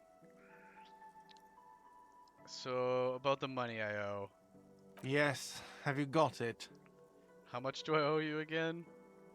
A lot. A lot. For the room, drinks, and broken window, 130 real. Oh, yep. So it was us that broke that window. Probably with our shoe. I was wondering if we could come to some sort of arrangement. You know, just for tonight. Does that arrangement include you paying me what we already agreed you owe me? I'll pay you back tomorrow. I'm an honest cop. It's cold out. I'll freeze to death because I'm losing the stupid money game. Come on, man. After everything we've been through. Kim is about to say something. Let him. Kim is about to say something. Let him. Kim's smart. I understand your predicament as the manager. However, He adjusts his glasses. I feel I must remind you that we are here to conduct an important investigation that also affects your business. Oh shit, Kim giving him the squeeze right now. Forgive me for saying this, but your colleague seems more committed to drinking, and... He stops mid-sentence. He shrinks back a bit under the lieutenant's severe gaze. Ooh. Kim giving him the stink eye. I mean no offense. It's really nothing personal. I just have to protect the interests of this establishment. Hold on, I still have my key, you know. This conversation isn't going anywhere, is it? Not until you bring me the money. Okay, I might have something in my motor carriage we can use when you're done here. He turns to you with a heavy sigh. I really didn't want to resort to this. The man is thinking. Aw, sorry, Kim. Oh, Lieutenant, we're done here. Rude. Yes?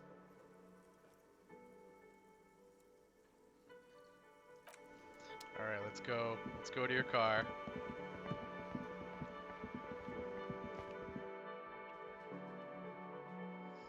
I'll make it up to you, Kim, I promise. I don't know how. But I'll do it. We'll solve the case, that's how. Inside, you see a set of steering levers, a radio microphone, a pull-out toolbox, and the soft glow of the fuel preheater gauge. I have something here we could sell. Look in the back, in the suspect transport enclosure. Suspect transport enclosure. Sophisticated name there. Look in the suspect transport enclosure. The cage at the back of the motor carriage looks rather uncomfortable. 4 shiny hubcaps are stacked against the seat. Their silver edges sparkle in the dark. Fancy hubcaps, you say? I confiscated these for a little while back. We can take them to the pawn shop down by the Martinez Canal. Aww. That's so kind of him. Sorry I can't take them. It wouldn't be right. Don't take the spinners. Thanks, I appreciate your help. Take the spinners. What are those There are things? spinner hubcaps, frivolous things you put on your wheels. When the wheels come to a stop, the caps keep on spinning. There's no real use for them, it's just for vanity. He makes a spinning motion with his hands. A vanity he wouldn't mind. Oh, it was going to be nice for his car. What do you mean you confiscated them? A couple of weeks ago, I stopped a young man for going slower than the speed of traffic. Turns out he was some coalition official's son and high.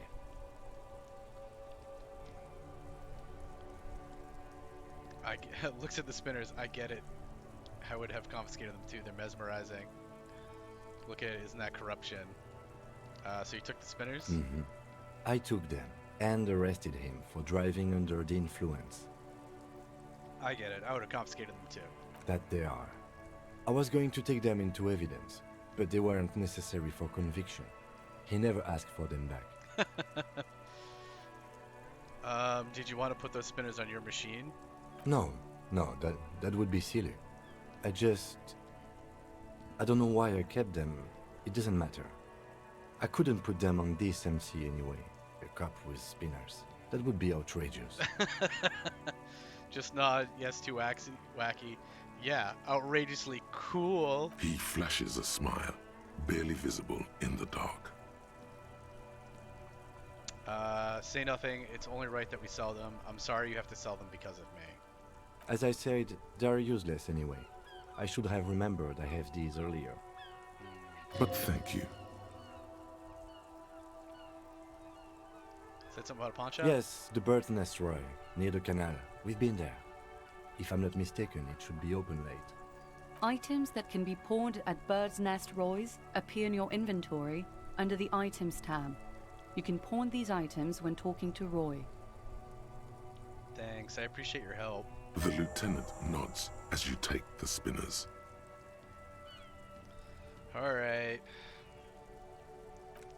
If I didn't feel bad enough already, this poor guy. It's like, I don't even like this guy. 200 bucks for the spinners.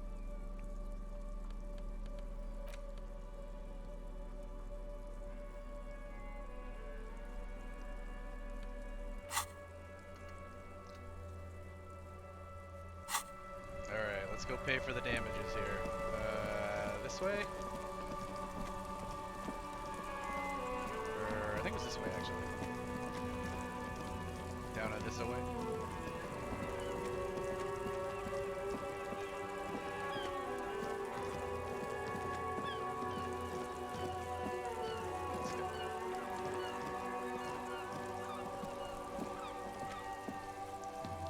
Did you ever get more electrochemistry gear to do the check in the pawn shop?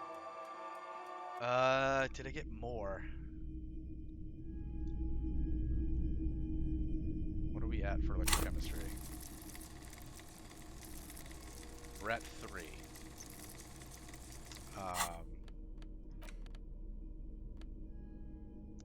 The fingerless gloves give us +1.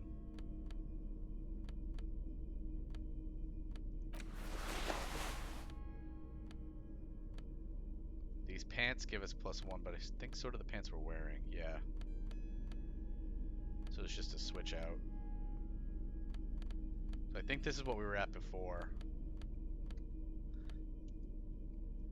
Let's see what the check was. The Bird's Nest.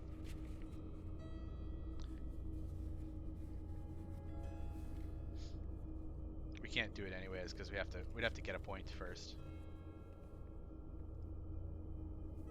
Right, because if it's highlighted, that means it's something we can do now.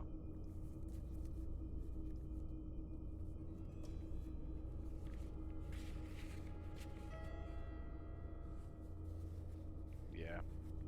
So we can't do it yet. We'd have to get a point or a some kind of talk or something, right? Something to open it up for the bird thingamabobber, bird cage. A typical Martinez streetlight sits that's right, the among streetlight. assorted floor and table lamps. Can you imagine if we just sold his his rims and then just bought like frivolous Greetings crap on this with it? fine night. What brings you here? Like, thanks for the rims. I really wanted to buy this radio, so thank you for the rims. How come you're still open? It's cool that you're still open. Big city vibes. The pawn shop is always open. Oh no! Why did I take them off?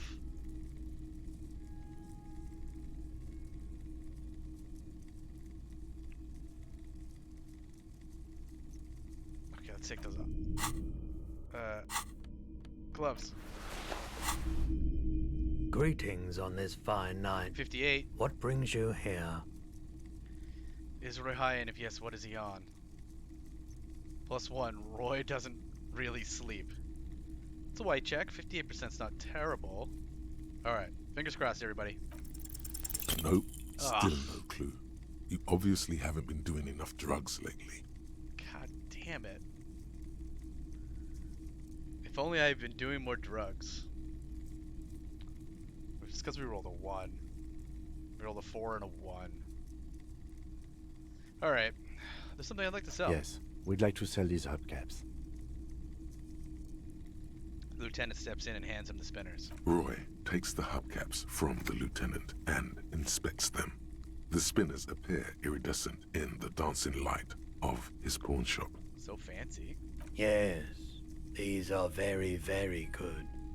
Did you defraud some foreign prince for them? Jump a mesk banger? No matter. I'll give you 200 real. He marvels at the cobalt shimmer and nods. No one was defrauded or jumped, I assure you. The lieutenant explains as the pawnbroker opens the register and counts the cash. Of course. I meant no offense. 200 real for you, officer. Delightful doing business with you. Do come again. Thank you. He takes the cash, then turns to you. Here's the 130 real you need for your bill. Do not waste it. The rest goes in his pocket. The windfall is a small consolation. We got money. Anything else you're thinking of selling? I'd like to sell my clothes. I have a fascinating photo of a corpse here. Let me check my pockets. Anything else you're thinking of selling?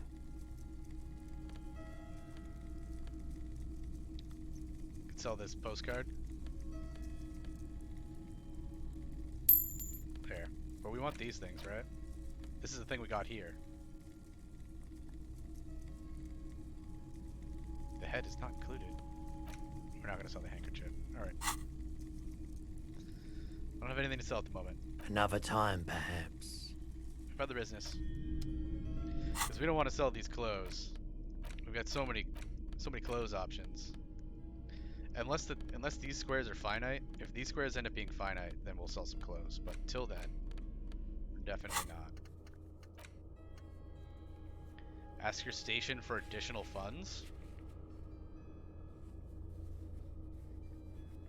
Return to cart with a spinner cash. Let's see if we can ask our station for more money before we go and pay that guy. Just in case this closes out. Because it could like close out the option to ask them for more money if we don't do that before we pay him.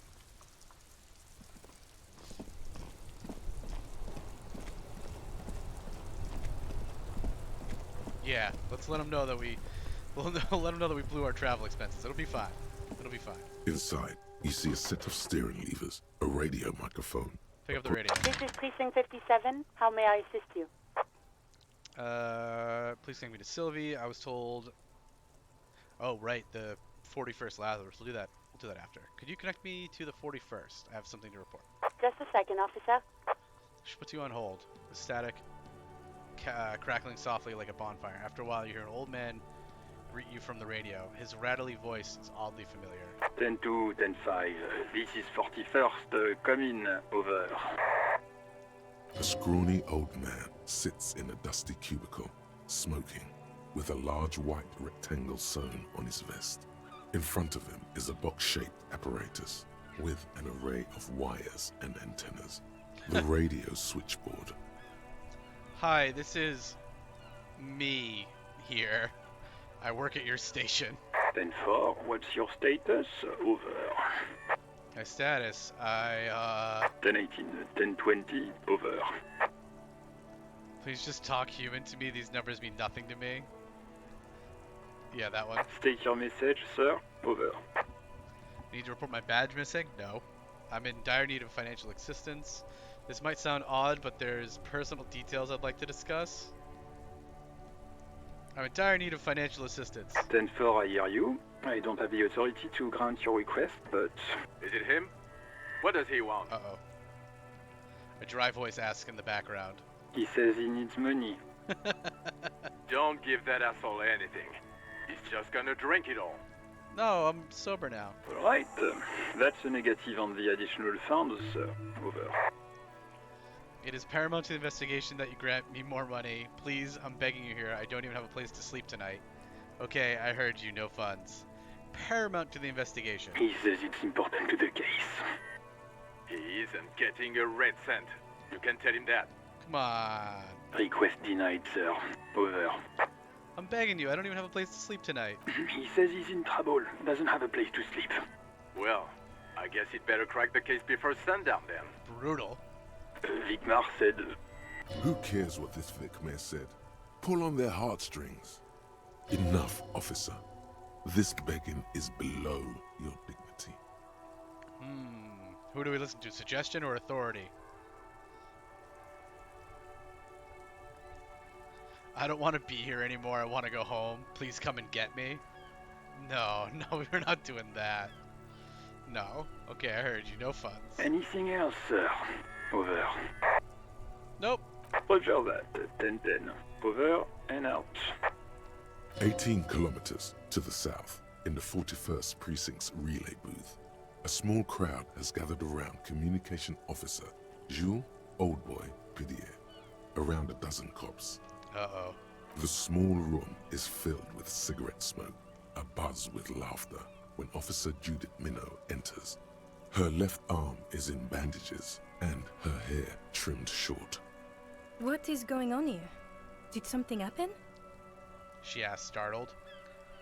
Jean turns to her and says, What happened is my partner made contact. It's not good. He seemed confused, delirious even. Stops to think.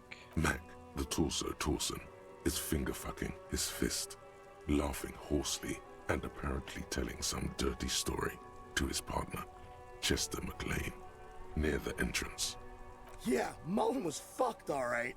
Sounded fucking drunk to me. No, I'm sober. Also, did you say Mullen? Yeah, Mac's right. This was some gnarly shit there. I mean, before he started begging for money, it was... Enough! None of this is funny. It's fucking sad. That's what it is. He's a cop. He's one of us, goddamn this. The commotion dies down. All eyes turn to Satellite Officer. We must help him. Minot looks down at her neatly polished black shoes. There is a quiet firmness in her voice when she speaks. Yeah? How do you fucking plan to do that, huh? Get him off the drink? Go jogging with him in the morning and get him on carrot juice? He's a lost man. I'm trying to turn my life around. I just know we can't give up on him when he's at his weakest. You wouldn't. Thank you, Judith. I appreciate it. The crowd in the room has started fidgeting uncomfortably. Someone's trying to slip out unnoticed. Mac, man the door. You know what he told me? I don't want to get better. I want to get worse. Those were his words. He gestures Torson to block the doorway, then turns to Minute. He sighs heavily and turns to address the room. This shit does not leave this room. Not a word of this to the captain, or anyone else. We'll give him a couple of days to pull his shit together. I guess I can hold off the report for a few days. Old boy lights another cigarette. Good. Okay, everybody. Nothing but a prank call here. We all got our laughs. Now get back to work. Yeah, nothing to see here. Nothing happened. Far north, on the other side of the motorway, the officer quietly hunches with his hand in the motor carriage. Let's try to get her This some is help. Precinct 57. How may I assist you? Can you connect me to Lazarus? It will take just a moment, officer. Her voices fade out into the familiar radio static. Help me. I'm all messed up. But we're gonna get better. Gottlieb, what do you want? You hear a man clearing his throat briskly. He's carelessly chewing on a piece of hard candy. Just a routine checkup. I was told to call Lazarus. People are worried about me. I'm in a bad way, Doc, a real bad way. I was told to call because people are worried about me. Oh, it's you. The man is unpleasantly surprised. Was that a snarl or a suppressed groan? No love for you here. Yes, it's Firewalker here. I think I've had a heart attack. I lost my memory, all of it. Isn't there anything you can do for me? Yeah, it's Firewalker here. Firewalker? Oh, yes, you are. Just don't breathe in the general direction of your fire feet. Actually, Because of wait. alcohol on my breath. Do exactly that. Put yourself out of your misery. Wow.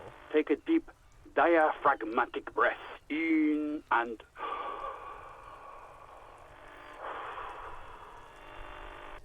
You hear an exaggerated inhale and long exhale on the other end of the line. Bro, when when the company psychologist is telling you to end your life, you're real special. A glorious sight. Your body, tired from the vastness of the visions that haunt it, burning up in a flame fed by your own living breath. I feel like you're making fun of me. or so you see it too, that my body is to become the last torch in the darkness. I see third-degree burns and a referral to a plastic surgeon whom you won't be able to afford. But that's in the future. Do you have any current, pressing medical problems? Yeah, I lost my memory. All of it. With all the damage you've been dealing yourself with drugs and alcohol, I'm not surprised. There is no surprise in his voice, only careless superiority. You're not surprised. Okay. Anything else? What else? I'm not a brain doctor. Look on the bright side. You've got a whole new life now. Use it wisely. He's like, this is the best thing that could have ever happened to you. It's hard to say if he doesn't believe you or doesn't care. I think I have a heart attack. And you survived it. Congratulations. Are you mobile? Yes. Even better. Anything else? I wouldn't worry about that. Officers your age have coronary trouble all the time. Also, death is a natural part of life. Wow, this guy gives the definition of zero shits. Accept it. The body is an object, and objects break down. Do what good you can with yours, before the rest goes too. Isn't there anything you can do for me? What? You want me to do blood work for you again? Tell you just how bad things really are across the board? You want another rundown of everything collapsing inside your body? Yes, I want the truth. No, that doesn't sound like something I can handle right now. I see your point. Might as well get back to work. Yeah, I want the truth. Tell me about myself. You want the real, honest-to-God truth? Stop drinking, eat magnesium and vitamin D. Our station is not a retirement home. We don't have the funds to deal with rock stars past their prime. Well, at least that means that I was a rock star at some point. So it's political. You're being neglected because of political reasons. Didn't make that check, rhetoric. And no, I don't want to hear a political commentary on the topic. In fact, I got work to do. Some idiot has glued his eyelids shut with cyanoacrylate. It looks like Mactorson. Good job, Mac. Really impressive. It's not fucking cryoacrylate. It's super glue, Doc. I guess that's it for now. Well, we got 30 of experience, so that was worth it, even if we didn't get fixed. The phone clicks. Suddenly you hear your already familiar voice. Anything else I can help you with, officer? Yeah, 30. Okay, we're done. 57th, over and out. In the cabin, you see a set. Close the door. Alright, Kim, it's way past your bedtime. Let's go pay the man.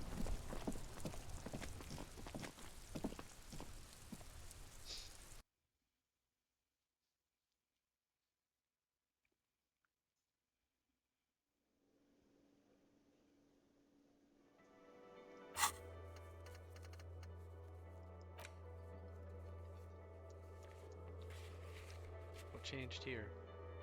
Wonder why I had an exclamation point.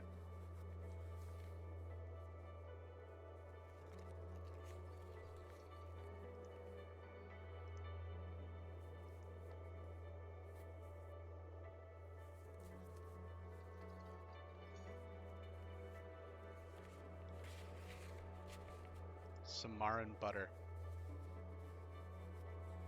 That's new. Gonna take visual calculus, but we don't want to do that yet because we're still doing this. 37 minutes, that's not too long. Almost done with that. Alright, let's go pay this man. With Kim's money. Sorry, Kim. Can I help you? He arches an eyebrow. So about the money I owe. Yes. Have you got it? I have your money. Well?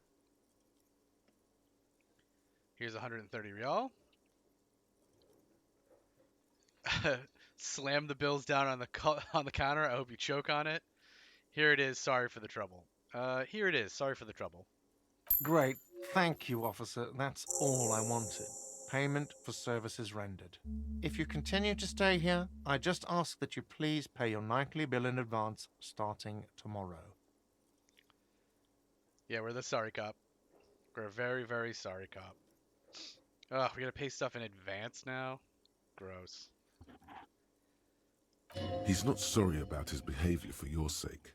Now that you have money, he really wants to make sure you're not angry with him. Isn't that funny? That's how life works. Now that you have money, he wants to make sure you're not angry with him. I mean, we don't have a lot of money. 17 bucks? I'll unlock the electronic lock to your room. All the doors lock automatically at 9 p.m.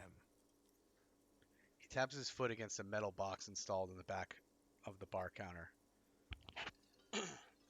All the doors lock automatically at 9, huh? Okay. Please pay for each night in advance starting tomorrow. 20 real per night. Ugh, 20 real at night. We need couple more bucks to be able to even sleep tomorrow. We're never gonna be able to afford to buy anything. I'll take a room here too. He opens his wallet. Of course. Always happy to have officers from the RCM as guests. Anything else I can do for you? He takes the money and hands him a key ring. No drinking. We're gonna be better. Also, we got a lot of experience points for that.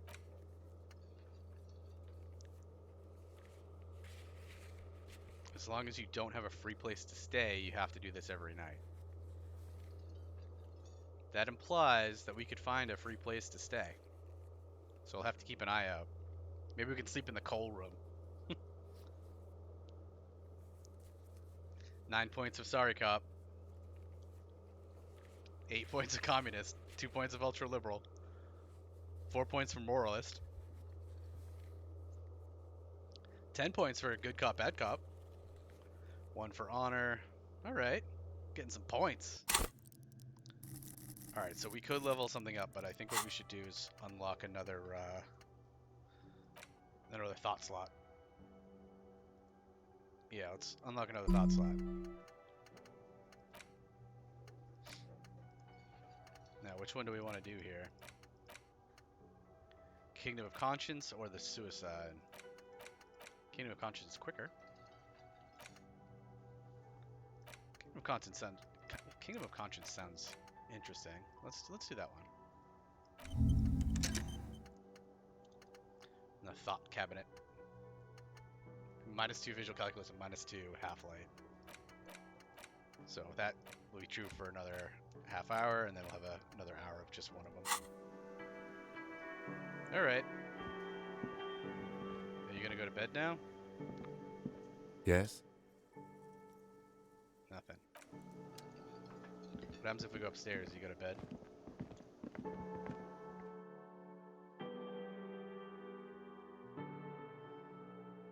By 2, everyone's asleep.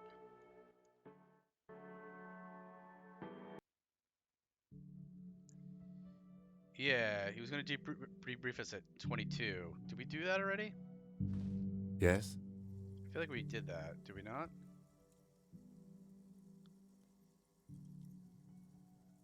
Right? It was 22, right?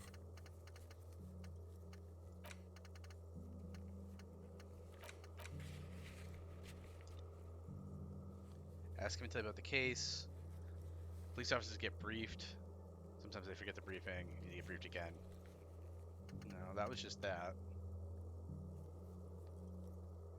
Maybe it's when we try to go to bed.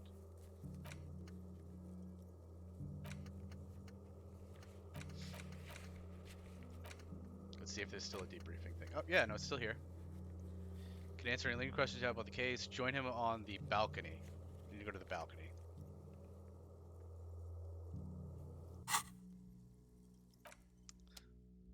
If only we had been on the balcony. Oop. You should pick that fat, juicy cigarette butt from the tray, light it up, and smoke the living shit out of it. Okay, electrochemistry, getting aggressive with it. Am I a smoker? Who knows what you are?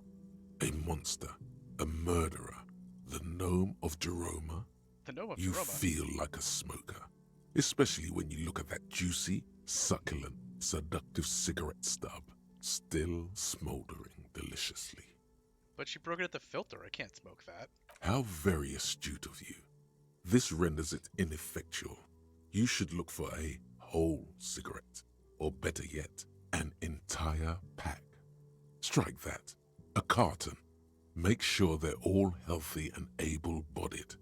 Then smoke them all. Electrochemistry all being addictive and stuff. The idea seems to make your neck expand. Suddenly, the garish tie feels very snug. Welcome back, horrific necktie. Or you could not do that. No one is making you. Volition, having some willpower. Yes, I should do that. I should enthusiastically do that. I should not do that. I'll make it priority 1 while I'll think about it. I should not do that. We're going to be better. Try to turn our life around. Carrot juice. Good. They'll make you stronger and better. You're too old to be cool now. Oh no. But find cigarettes, smoke them, blam. Instantly a cool renegade man. A mystical red dragon with smoke rising from his nostrils. There was a double knot there, and I didn't read both of them. My brain only read the one knot. Plus, smoking them gives massive bonuses. Bonuses, you say? Maybe I am a smoker. What kind of bonuses? Maybe I'm a smoker for bonuses. Drugs raise learning caps, but they're bad for your health.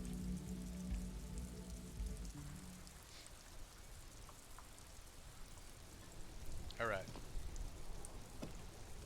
Yes? Still can't do it.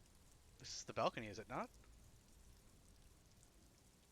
Tell me about the case What do you want to know? Good.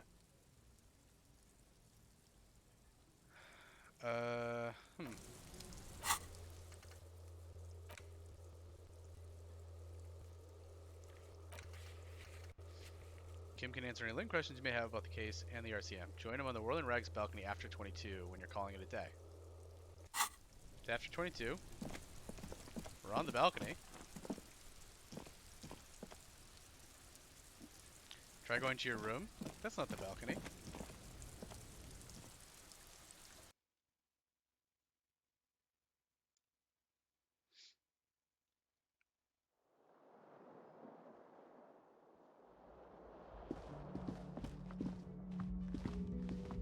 This is the door to the room you redecorated.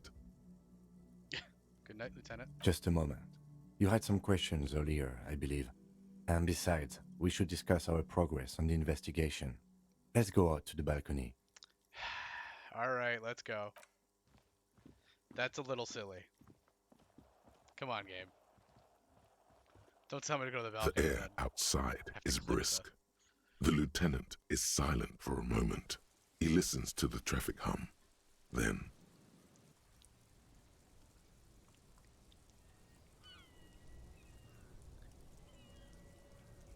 Where shall we begin?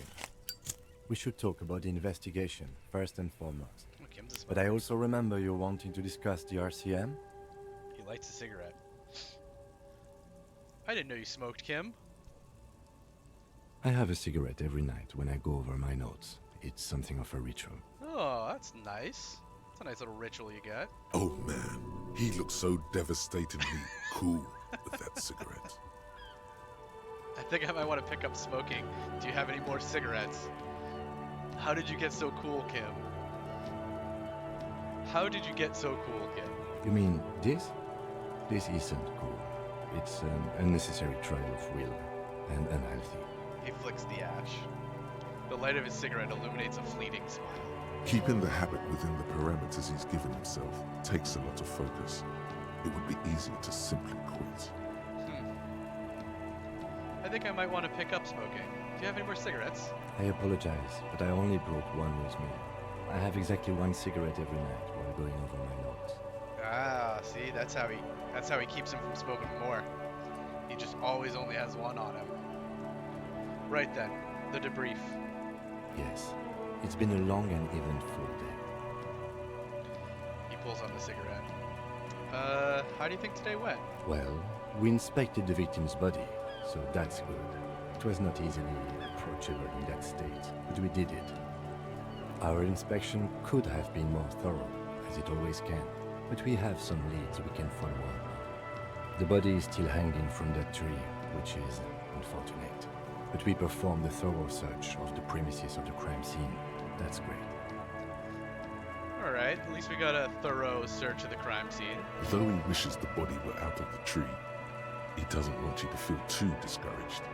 Probably out of fear that you'll just give up and keep drinking. Fair. Don't worry, Kim. I'll totally be up for getting the body out of the yard tomorrow. I generally prefer to start with searching the scene and then move on to removing dead bodies. I'm sorry I couldn't do more today. I'm just not a very good cop, am I? Or say nothing, just look out at the city. I generally prefer to start with searching the scene and then move on to removing dead bodies. It's not my job to evaluate your methodology, officer. I'm just going through the facts. As for the interviews, we weren't able to find the union leader, Everard Clare, much less interview him. So that's on the to-do list for tomorrow. Fair. We tried to interview the Wild Palms rep, but she asked us to do something for her first. Fine, so be it. I have a feeling Joyce knows how dangerous the situation really is. We have to get her to talk to us. He purses his lips. Above all, though, today was exhausting. What's with all the running? You run a lot. Is that a stand-up precinct 41 practice? Above all, though, today was exhausting. What's with all the running? You run a lot. Is that a standard Precinct 41 practice? That's amazing. I wonder if that line would not be in the game if you just walk around. Because you can just walk around. I've only ever seen time move forward during a conversation. That's the only time I've ever seen this little clock in the corner tick, is when we're talking to somebody, when we're like involved in like one of these things. So like, it's possible that time doesn't even move forward while you're walking around, which is hilarious. He's like, why are you rushing? We could just walk. I have a really good theory about why you're running so fast, son. Just you wait until we get up tomorrow. It's because of the drugs. Yeah, it's part of the Jamrock Shuffle. I don't like to waste time, you know? My mind moves fast. The rest has to keep up. I'm training for a long distance run. I want to raise money for charity. Yeah, that's just how we roll in Precinct 41. I don't know why I do these things, Lieutenant.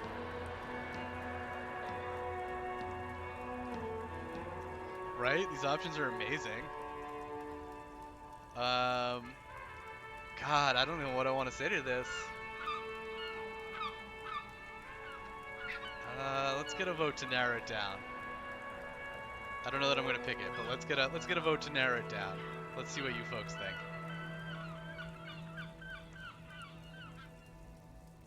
Training for a long distance run. I want to raise money for charity. I was considering that one. I like that one. I like them all, but I like that one, and I don't know why I do these things. All right, let's do the training for charity. It's impressive, especially for a man your age. And in those heels. Yeah, my shoes. He nods thoughtfully, tapping his finger on his cigarette. Nice shoes, by the way.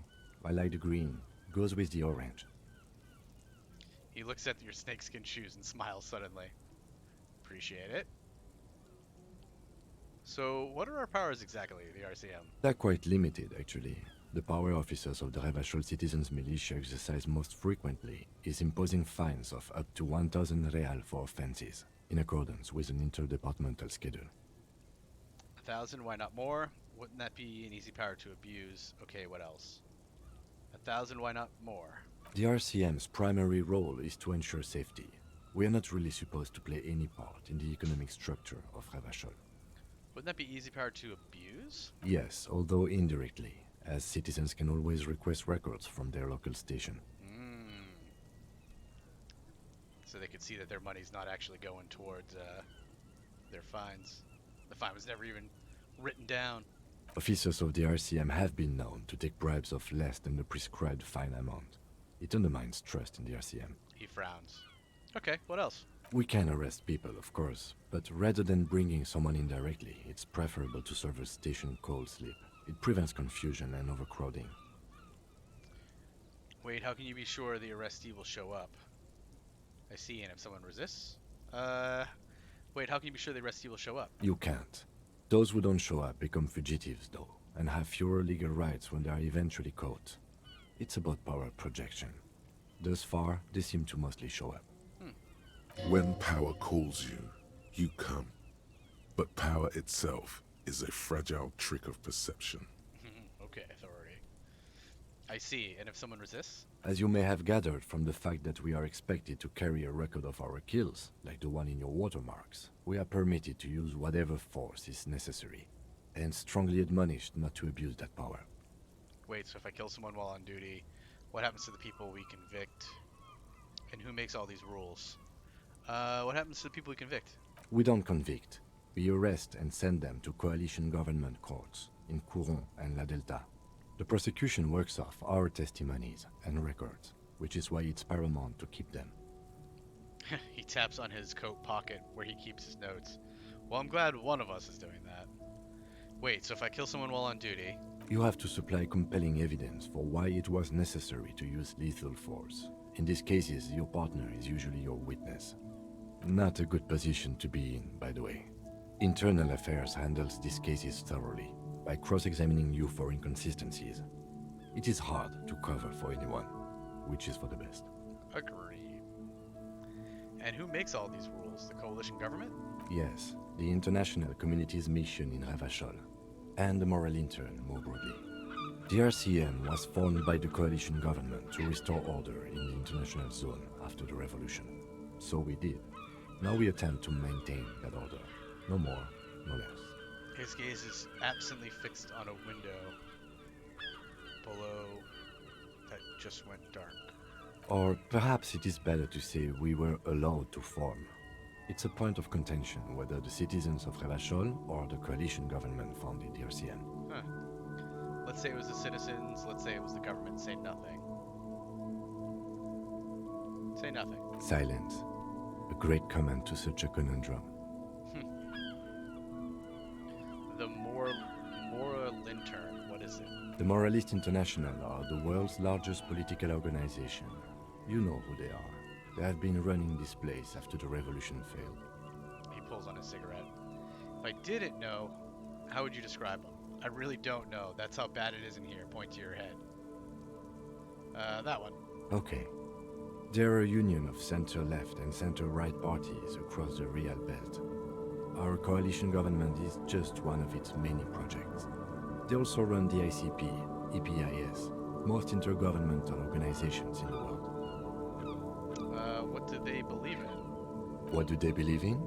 They are Dolorians. They believe they continue the humanist project set forth by Her Innocence Dolores Day 4 centuries ago. Others say they are just technocrats. What is their symbol? Interesting question. It's a blue forget-me-not. Their motto is love, compassion, self-discipline. I think you can gauge what they want you to think of them from that. Something ominous. Something even a little feminine, but in a strict manner. But in a strict feminist manner. Who was Dolores?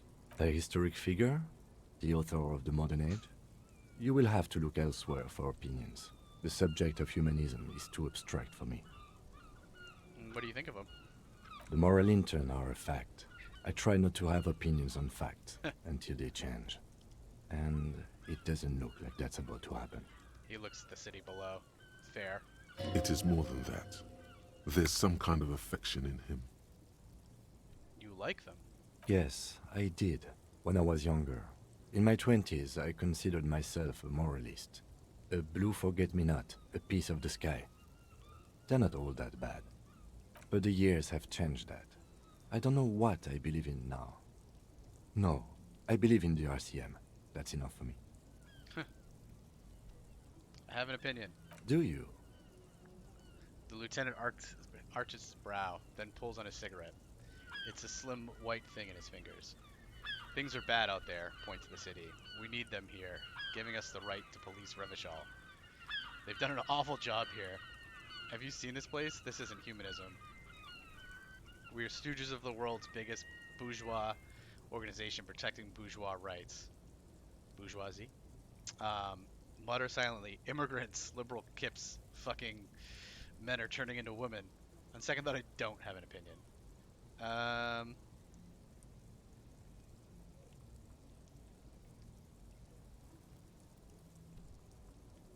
They've done an awful job here. Have you seen this place? This isn't humanism. We are in what is called the twilight of international law.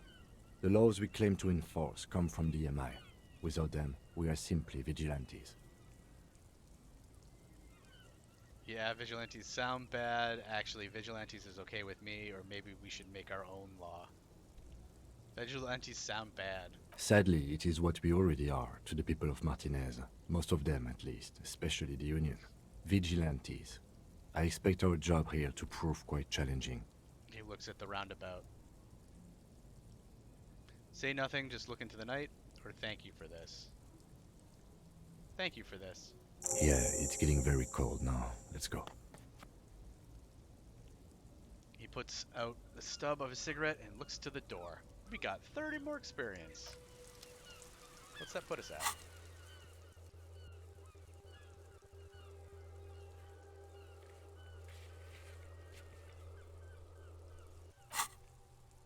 $80 out of 100. Almost enough for another level.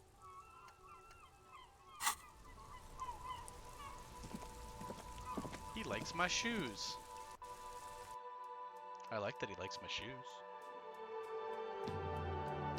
It wasn't easy getting these good shoes. Maybe we can get XP from looking in the mirror. I mean, maybe. Also dangerous. It might hurt to look in the mirror. See you in the morning. Okay, goodbye. Bye. Okay, you're in there now. Alright. So, we're going to want to do a couple things without Kim. I'm probably going to try to sell his handkerchief while he's not there, so we can have a couple more bucks. And we want to go try to convince the boat lady to give us money. We got to do those two things. Here, I can pull up this. That's tomorrow. Interrogate drivers about smuggling I want to do with Kim. Find money. Find smokes. Alright. So feel free to take a look at this list. I'm going to take 2 minutes to refill my water. Hit the head real quick. So I'll be right back. Okay, I'll hang on to the handkerchief. I'll hang on to the handkerchief segment until I know we really need the money. I get it. It's very emotional. So now's a good time if you want to go get a drink or you need to hit the head yourself. I will be back in just 2 minutes. If you're not leaving, go take a look at this journal and see if there's anything else that we need to do while we don't have Kim. Be right back.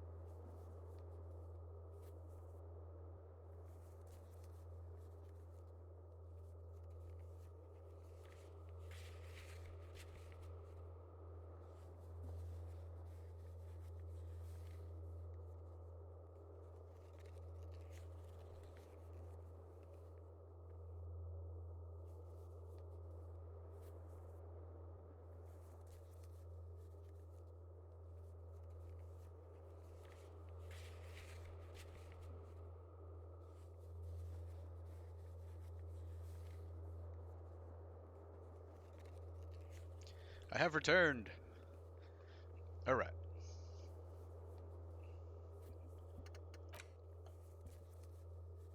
That's the Jolly Mesk with the armor. A lot of stuff we can probably do with Kim.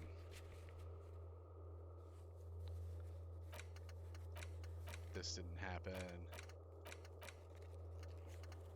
Oh, we need to check out the... I forgot about the doomed commercial area. We got that whole area opened up. We gotta go search that at some point. We can do that with Kim, though. Maybe there's a bull in there. Don't want to do that. This has twos.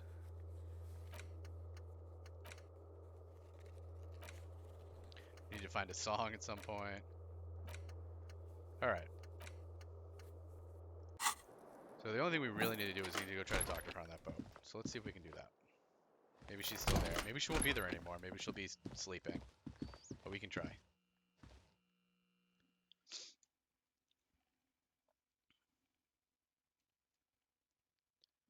Why are you always running everywhere? Poor Kim. Poor Kim.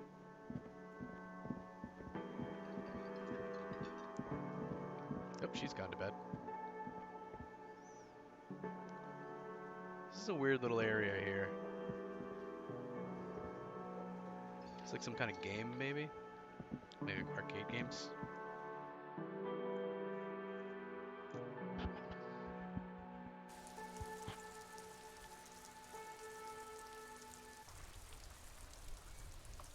Loading. Alright. So rainy.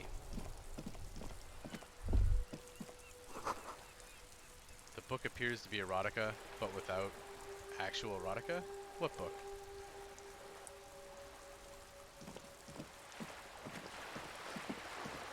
That guy's still there.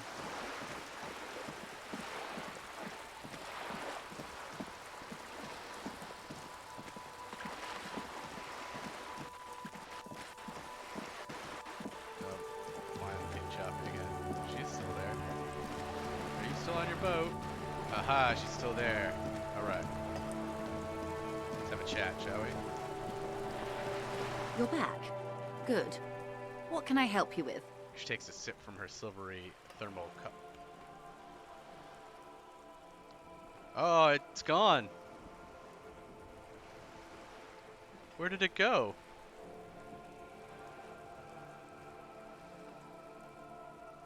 Wasn't it in this?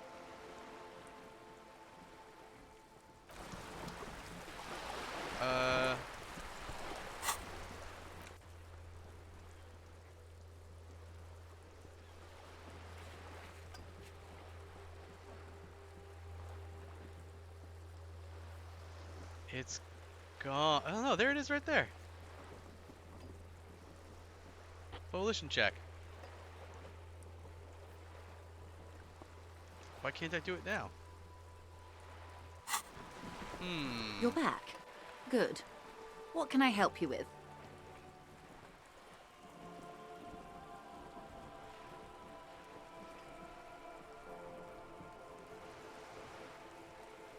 It's very strange.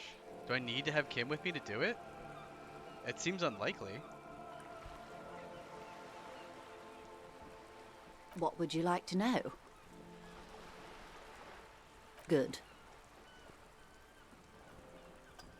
Huh. Of course. Of course. How else can I help? It's very strange. It still says that the check is here. It just doesn't exist right now. Alright. Maybe we have to do that in front of Kim?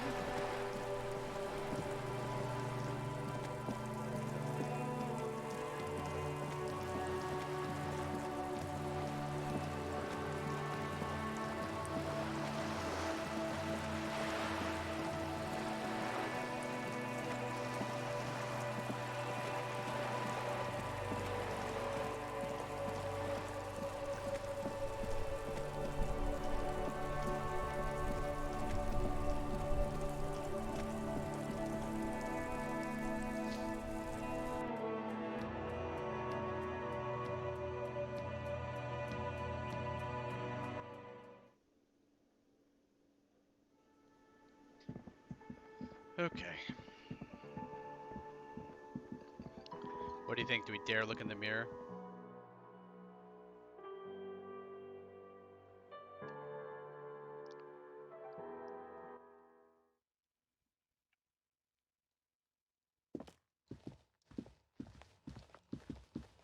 I look like an insane person, by the way.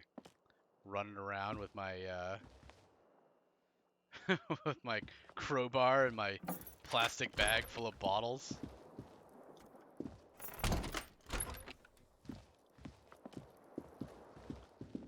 So does this door go into Kim's room?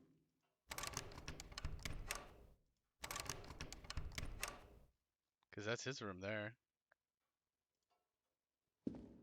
A mirror hangs on the wall, covered in steam. You cannot see yourself, just the outlines of a man. You have no memory of the face that awaits you there, underneath the soft vapor. Let's give this a try. Wipe the mirror. As you slowly reach your hand towards the surface of the mirror. Abort. You clearly have not thought this through.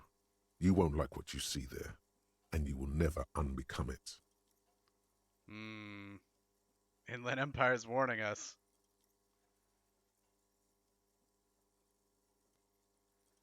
I don't care. She still wipe the mirror. Let's give it a vote. Let's give her a vote. How are we feeling about it? Should we go against Inland Empire?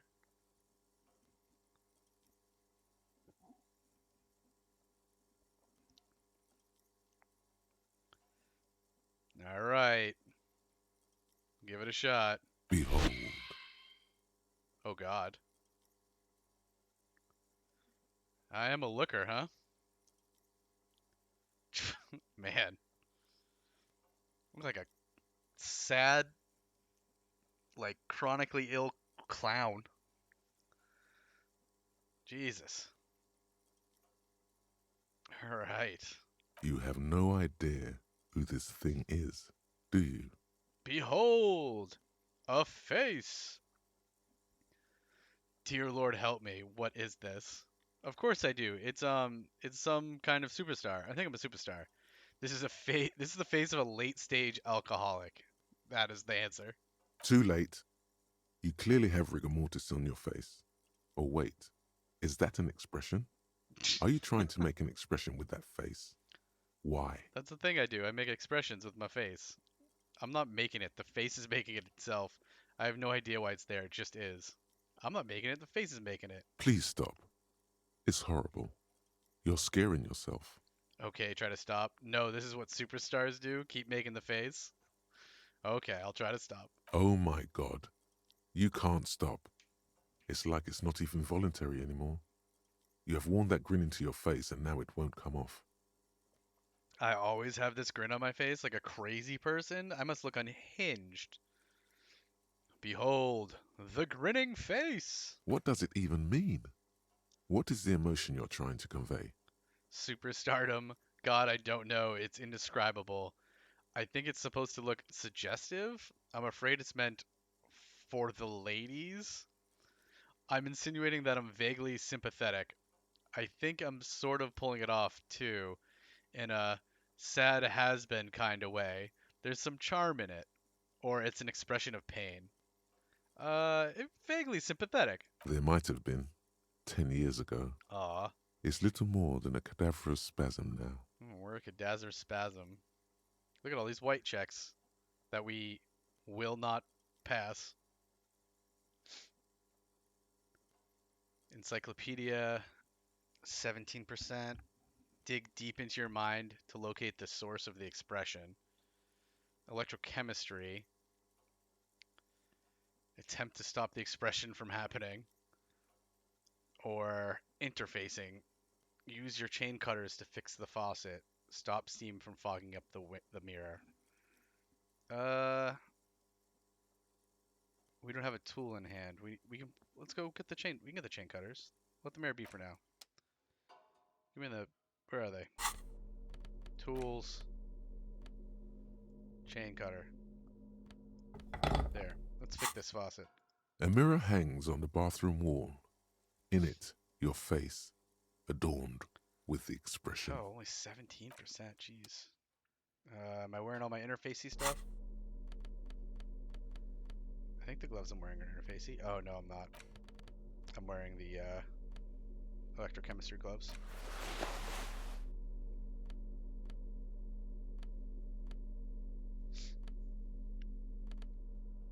Okay, that's it. Let's see how good it is now. A mirror hangs on the bathroom wall. 28%. Let's your go. Face. The chain cutters slip out of your hands as you attempt to twist the faucet into place. Damn it. Well, you know one thing for sure. You've probably never been a plumber. We missed by 1. All right. God, these are brutally low.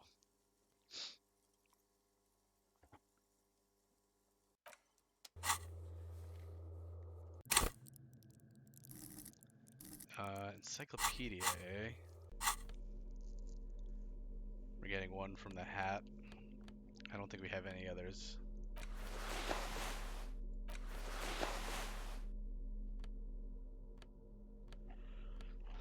No. Boo.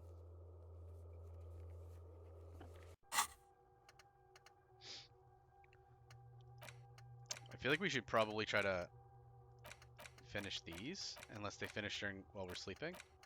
Maybe they finish while we're sleeping. It's less than an hour on these. Alright. Let's go to bed and see if that finishes at night. The bed is cold and not particularly inviting, but it's yours. The sheets look awful. It's not even particularly a bed. It's like a recliner. It's a futon couch that pulls out.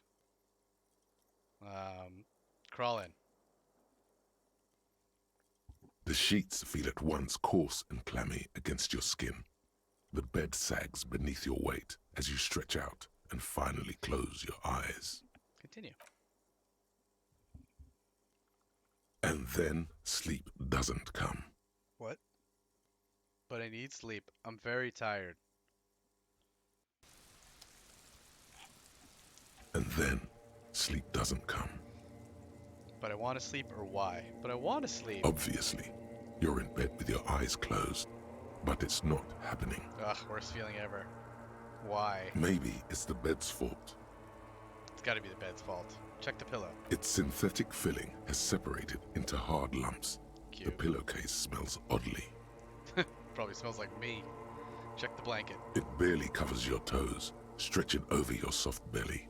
This is your body here, intimate and warm, breathing.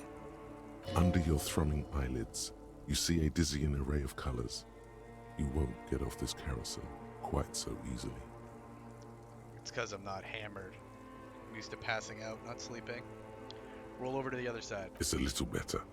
Colors, scenes, and half-formed phrases still litter your mind. Part of you is still trying to solve the case, isn't it? Who killed him? Who? Something to do with, what was it that the lieutenant said? Union? And it's gone again. Your thoughts lost between the slowing brain waves. No more thoughts. Fall asleep now. Your breathing steadies. A great silence washes over you until your eyelids twitch in your sleep and images start forming. What do you got? What images? Scary images? Is it gonna be spooky? What's this? What's happening?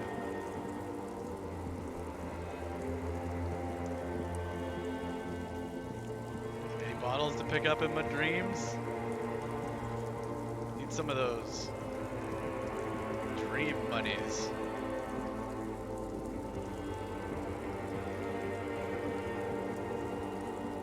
Uh-oh. Thanks, brain. Well, at least I got hung with the disco light. It would almost be classy if it wasn't terrifying. Do you remember the scent of your childhood? Oh, great. So now we're talking to not just a corpse, but a corpse of myself. Do I remember the scent of my childhood? What is this? I remember nothing. I was born in a hospital where people usually go to die. What is this? What it says on the can, Harry. Answer the question. So is our name Harry? I was born in a hospital where people usually go to die. You're not kidding anyone, Harry. You don't remember shit. I don't. Tell me. Do you remember your wife's hand on your face? Screw you, man. That's what I remember. I remember screw you, man. Tell me what this is. I'm not answering before you tell me who you are. You said who, I left, I was left. Tell me what this is. You know who I am. I'm the bad day. The one where you ask her, and then later in the streets, wandering. It's the worst day of all time, Harry dear. And it's coming. She will hear about it on the phone. Reality will turn into a grotesque nightmare. This will be the last thing you did to her. Tell me, do you remember the love of your life? You said who? Do you remember the warmth of her thighs, between her legs and in her mouth? This bloated corpse is being very mean to me. I was left. That's right, funky baby. And you just stood there. One hand on the bottle and the other on your dick. Watching her go. Let it all be dragged away from you. Because I drank too much. Tell me, where are your friends? Human beings have friends, Harry boy. Where the hell are yours? I don't have any friends. I don't want to come back. I can get it all back. No, it's gone. 3 times gone and never coming back. You failed. You failed me. You failed Elysium. What is Elysium? Everything. The Pale and the Islas. On the surface. The outer magnetosphere. Burning, furious truth. 8,000 years of written history. There's a lot going on. You really dropped the ball, Harry. 4.6 billion people. And you failed every single one of them. That seems like a... You really fucked up. Come on, I don't have the power to fail all of them. Right, Sigma? Way to go. Failed almost 5 billion people. Somehow. It's probably all that drinking helped me fail 5 billion people. I've talked to you before. No, Harry. You were just talking to yourself. That's all you ever do. Even in your dreams. And the act is wearing thin. The spots of the disco ball fade around you. This is why I never have any friends, because I'm always too busy talking to my tie or a dead body. So much Disco Elysium happening right now. You'll be back in those cold snakeskins in no time. Sweating up the bed. Get out of here, ancient reptilian brain. No one likes you. Stinky boy. Limbic system, you're a jerk. Go away. I can come back from this. You're not coming back from shit. Thrashing around in that high conductivity state of yours. Bumping into things and acting like a clown. Who are you kidding? Trying to solve this case. My mind is tired and broken. Or help me. Trying to solve this case. You're trying to what? I can't hear you. This is just a word dream now. Jumbled up garbage. The pictures are gone. The bed rises to meet you. A thin, sleep-like state. More glass than velvet. Grinding in your head. Sounds delightful. So something is wrong. Sleep shouldn't be this bad, this dry, this unnourishing. There's something wrong with your thoughts. Some kind of new type of hangover. New type of hangover. This is too real. This is how I feel. Why is my sleep so unnourishing? Sleep's supposed to be nourishing? I don't believe you, limbic system. God, there's another type? Oh yes, party boy, and it's worse than the one before. Just think of the shit you saw. Here it comes too. So soon already. A silent alarm goes off in your head like clockwork. Barely let you sleep at all. Time to get those clothes on, Harry. Okay, creepy ass limbic system. Time to go to work in the shit factory. Great. That was lovely.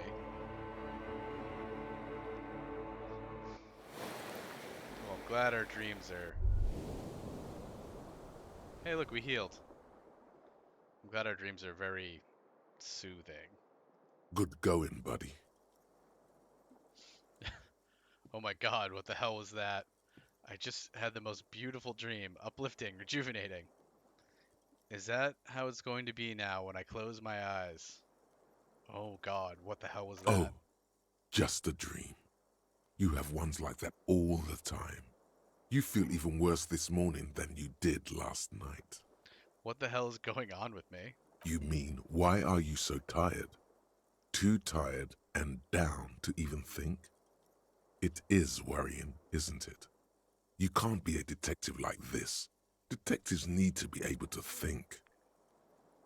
Why is this happening? Or, no, that's not it. Really, I feel super good. Why is this happening?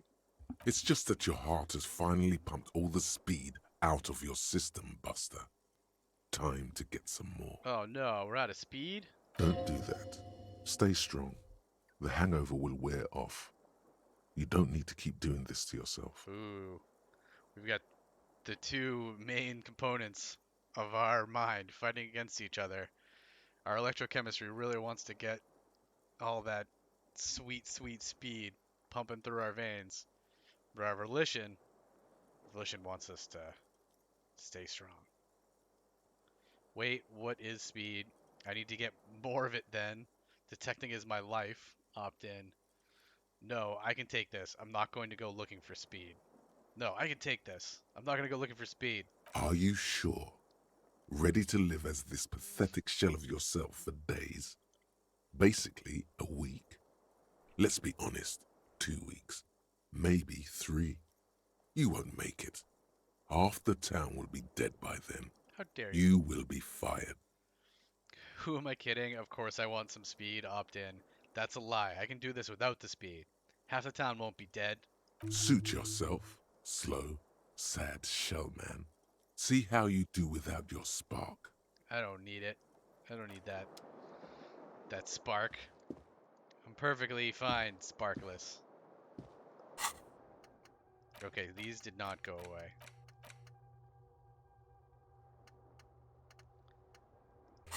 We need that visual calculus to go away because I'm pretty sure there's a visual calculus thing like right in front of me.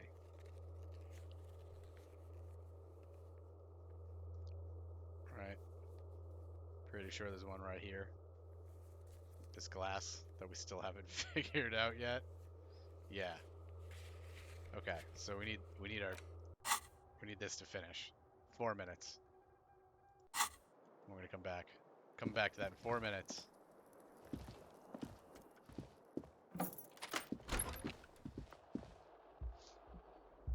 Should knock on Kim's door.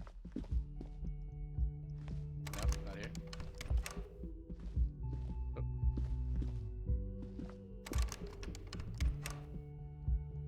Maybe he's out on the porch.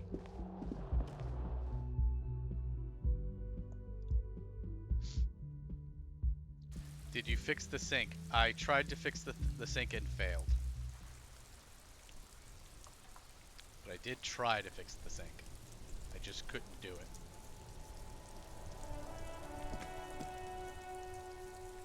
My interfacing was not good enough, even with the tools.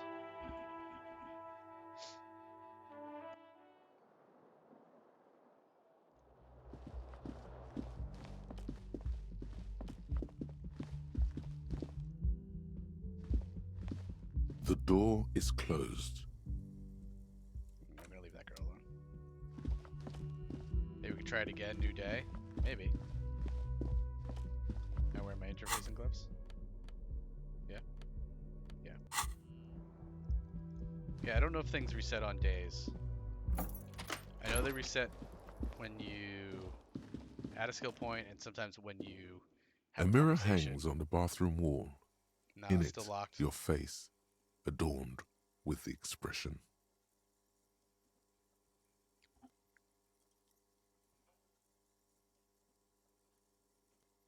Could try these other ones.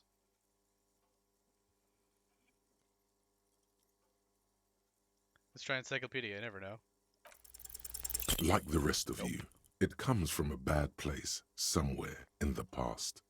That's all you know for now.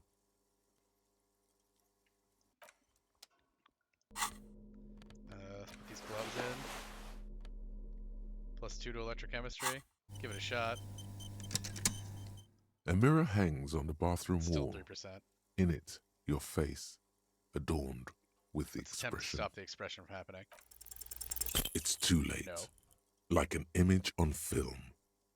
The expression belongs to your primary motor cortex. It would take a minor neurological miracle for you to cease producing it.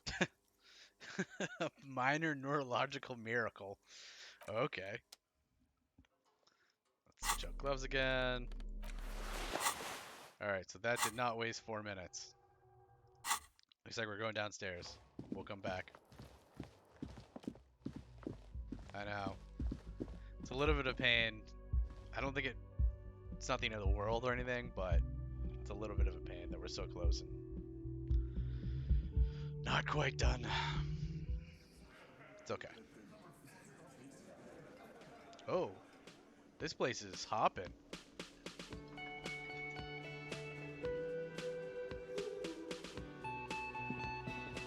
Good morning. Morning. He gives you a quick nod. Looks like we can get to work at once. The Union muscle turned up. They look rowdy. We should talk to them. He points to the mess hall doors. Why do we need to talk to them? What do you mean rowdy? Are these the men Gart told us about yesterday? What do you mean rowdy? I mean ungovernable. Martinez isn't exactly enthusiastic about the RCM being here. They prefer to be policed by the Union. These men here, men who drink beer for breakfast, there's talk of an armed wing of the Union called the Hardy Boys, who are responsible for state policing. I think it's them. I never trusted the Hardy Boys. Trying to solve the mysteries that I'm trying to solve. How dare they? Yeah. Who drinks beer for breakfast? I mean, God. Not me, that's for sure. Eyes narrow. More narrowing eyes. Are these the men Gart told us about yesterday? I completely forgot. Sorry, I had a rough night's sleep. It's them by the looks of it. Loud and nasty, just like the manager said. He looks at his notes. It's okay, Kim. You probably had a rough night's sleep because the person in the room next to you was screaming into the void. One loose thread less to worry about, and one big problem to replace it. Alright, we found out who is in the Union box. He crosses something out. Well, whatever you just crossed out just got us 30 experience points, so good work. There are so many of them. Maybe we should call in reinforcements? That would just escalate tensions. No captain would sign off on it. Darn Solving captains. one murder isn't worth a conflict between the RCM and the Debarders Union. Says you. I'm here to solve this murder. In fact, even the death of 2 detectives might not warrant an all-out war. So let's keep a cool head, okay? Jeez, good to know. Why do we need to talk to him? Everything points to the Dock Workers Union. The belt used for hanging him, It's true. tracks in the mud, True. the circumstances in Martinez, Absolutely. like preliminary information. Yep. Which may, of course, all be wrong. But we still need to talk to them, and it won't be easy. Alright, well let's roll. One more thing before we do. We don't have to talk to them immediately. We can walk right past them, continue with our business. Noted. Thank you for letting me know that, Kim. Good. A power move. Purposefully concentrate on something else first. Ooh. I like the idea of that. Yeah, we'll come back to them. Take that. We don't even want to talk to you. But aren't you curious to know what they have to say about the murder? Yes, I am curious, but we'll come back. We'll come back to talk to them. Logic. They're in no hurry to leave. They think they own the place. Anyway, I leave that choice to you. Whatever you decide is fine by me. We'll come back. They're in no hurry to leave. They're not going anywhere. What's this guy? Mazovian Socioeconomics. Thought complete. God, look at this painting, though. 0.000% of communism has been built. Evil child-murdering billionaires still rule the world with a shit-eating grin. All he has managed to do is make himself sad. He is starting to suspect Krasmezov fucked him over, personally, with his socio-economic theory. It has, however, made him into a very smart boy with something like a university degree in truth. Instead of building communism, he now builds a precise model of this grotesque, duplicitous world. Well then. Yeah, look at this. Like, what even is this guy's head? It's like made up of diapers or something. It's wild. Like socks or... He's got this giant, weird hammer. It's like a couple of heads down here. This whole thing is wild. Alright, bonus. Left wing dialogue options give +4 XP. Ooh. Uh-oh. -1 visual calculus. And -1 authority. Crap. Well, that's not very good. I like that the dialogue option gets +4 XP. -1 visual calculus. That sucks. And -1 authority. Damn.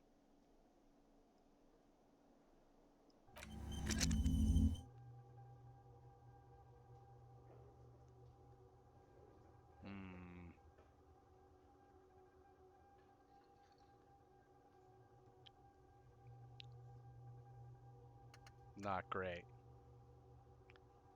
Okay. Did we also level up? I don't remember if we did or not.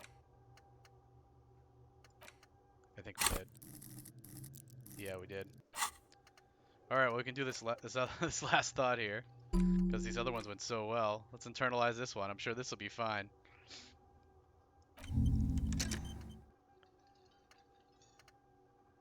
Look at all these negatives that we're doing. That's how you're supposed to play this, right? Int inside, red check failures, heal 1. Okay, so this heals, which is fine. This increased our endurance. What did this do? Increased perception, cap.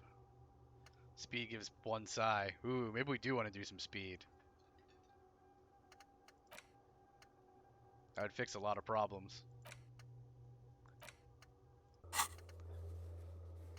I lied. Where do I get the speed? Curses. +1 psi would be great. Look at all these things we get. More authority. Authority's getting hammered right now. Alright, we're going upstairs. We're gonna go try that check that we have -1, 2 instead of -2. It's not -2, -1, -2 total, but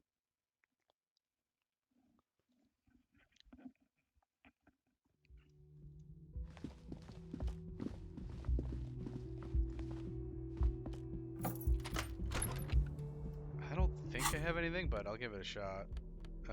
Reaction speed, Electrochem, conceptualization, spirit corpse, electrochemistry, suggestion. And we can look to see if anything subtracts from it. It looks like nothing does. So, let's give her a shot. Pass this test. The window stands broken in its frame. It's easy. Cold wind blows in. We got a +1 because it's been here for a while. Maybe I'll notice it because of the +1 because it's been here for a while. Assess the damage. The shards Finally! face outward. Whatever broke this window came from the inside. Do I do that? Oh, that's cool. I like the image that they did with this, with the glass, like... That's very cool. Did I break it with my own hands? Look at them. There's no way I broke it with my own hands. I think I threw a shoe. A fine web of scarring covers the back of your right hand, but none of it is recent. What did this then? More likely a projectile than a held object. There are no fragments on the floor from pulling a tool back in after impact. Oh, that's some serious detective work there. Wait, what am I doing? Assess the size of the impact. Wait, what am I doing? Something you've done before. Ooh. Assess the size of the impact. It is too large for a bullet, yet too small for a piece of furniture. You're looking for something heavy and larger than your fist. Like a shoe? The shoe you found on the balcony fits the hole almost as well as your foot. It would have also been heavy enough if thrown with force. I knew it. Congratulations. You smashed the window with your own shoe. Maybe it wasn't me. I'm sure I had a good reason for it. Maybe I was trying to hit someone. What a stupid thing to do. Maybe it wasn't me. You mean someone else took your shoe off and smashed the window with it? Yeah. I'm sure I had a good reason. Maybe I was trying to hit someone. And maybe, just maybe, you succeeded. We'll never know. We'll never know. Or maybe you were trying to smash your own reflection in the window pane. Too real, Inland Empire. Get out of here. Alright. Well, tick one more off. The window stands broken in its frame. Cold wind blows in. Look out. The morning light hurts your eyes. It's hazy, but you see the ocean and some war-torn buildings. Alright, well at least we did it, Sigma. One more check off the bucket list here. We should go make sure that we've talked to all of the lorry drivers before they go away. Because that is a time-sensitive thing. That's only going to be there for, I don't know how long. A day or two until they put that bridge up. And then we can come back and talk to these folks. And then I still want to do the bookstore. What is this? The tomatoes are so thinly sliced you can see through them. The man ponders his cooking utensils and gives you a little nod, acknowledging your presence. We sure know that body isn't going anywhere. Yeah, I know.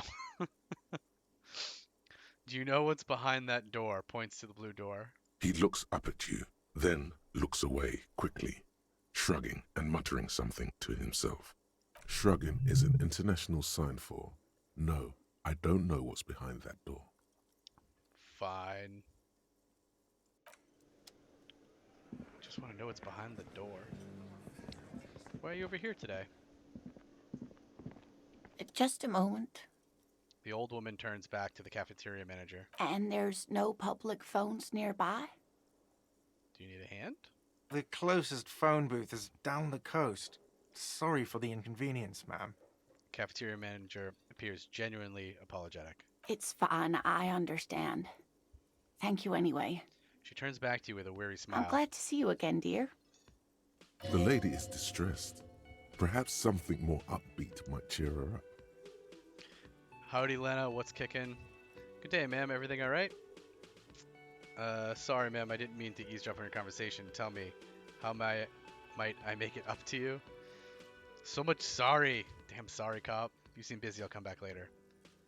Howdy, Lena. What's kicking? Seems rude considering she's in a wheelchair. Good day, ma'am. Everything all right? Please don't trouble yourself about me, sweetie. Don, sorry, cops. I was just hoping to make a call, but the Whirling's phone line isn't working. The union office probably has a phone, but I can't really get there. Or to the phone booth down the coast. And Gary's phone is dead too. Wait, what's wrong with the phone line? Why did you need to use the phone anyways? What's wrong with the phone line? The manager was vague about it.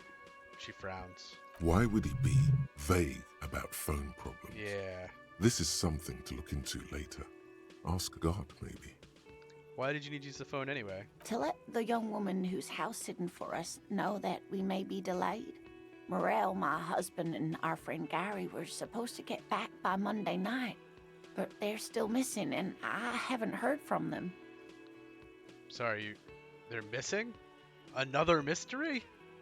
I was also hoping she'd heard from Morel. She looks down. Okay, I'll bite. Has your husband gone missing before? This sounds like a side thing. I need to take care of my main thing, and then I'll get back to this? This sounds like a side quest that I can't be bothered with. No. I'll bite. Has your husband gone missing before? That's just it. This isn't like him at all. He always plans his expeditions so carefully. Oh man, a mystery within a mystery. You have more important things to worry about. She glances out the window towards the bay. Maybe it's related, we don't know. What is this expedition your husband was on? So your husband is some kind of scientist? Tell me more about morale, looks, character, your relationship. You don't notice this about me, but actually I have lost all memory of the world and myself, and I have no idea what I'm doing. What is this expedition your husband was on? Just some field work, sweetie. Morel is a highly trained scientist. He and his assistant Gary are studying an extremely rare species of insect. But they should have returned by now. They were just going down the coast across the water lock to set a few traps. He said they'd be back on Monday. Oh, if they're on the other side of the water What could lock, be keeping them? it's probably that the bridge is up. That's probably what's going on there. The water lock. That was broken. Could this be it? Wait, who is this Gary person? Do you trust him? Or the water lock to the other side of the coast is broken? They're probably just stuck over there. Who is this Gary person? Oh, sweetie, it's nothing like that. She smiles. Gary's as loyal as they come. I trust him with my husband's life any day. Well, the water lock to the other side is broken. Oh my. What happened to the water lock? Wouldn't you know, it's blocked by a big butter billboard. It fell right into the water. Probably just some technical problems, or I don't really know. Wouldn't you know it, it's blocked by a big butter billboard. Oh, sweetie. If it weren't for you, I'd be looking forward to another sleepless night. Thank you from the bottom of my heart. Another case solved by Harry, I think? You're welcome, ma'am. I hate to ask, but if your investigation takes you to the other side of the coast, please do keep an eye out for my husband. You got it. This will surely lead to a cryptozoological mystery with that extremely rare insect. We can only hope. And if you see him, let him know Lena is waiting for him here at the Whirling. He gets so tangled up in his work that he may not know the water lock's been repaired.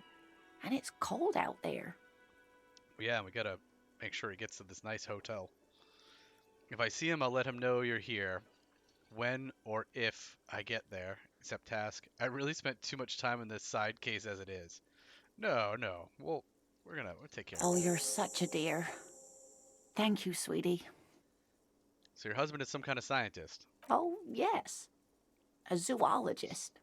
A cryptozoologist, to be more precise. Cryptozoology, the study of Bigfoots. It's a pseudoscience that attempts to legitimize research into mythological beasts and urban legends.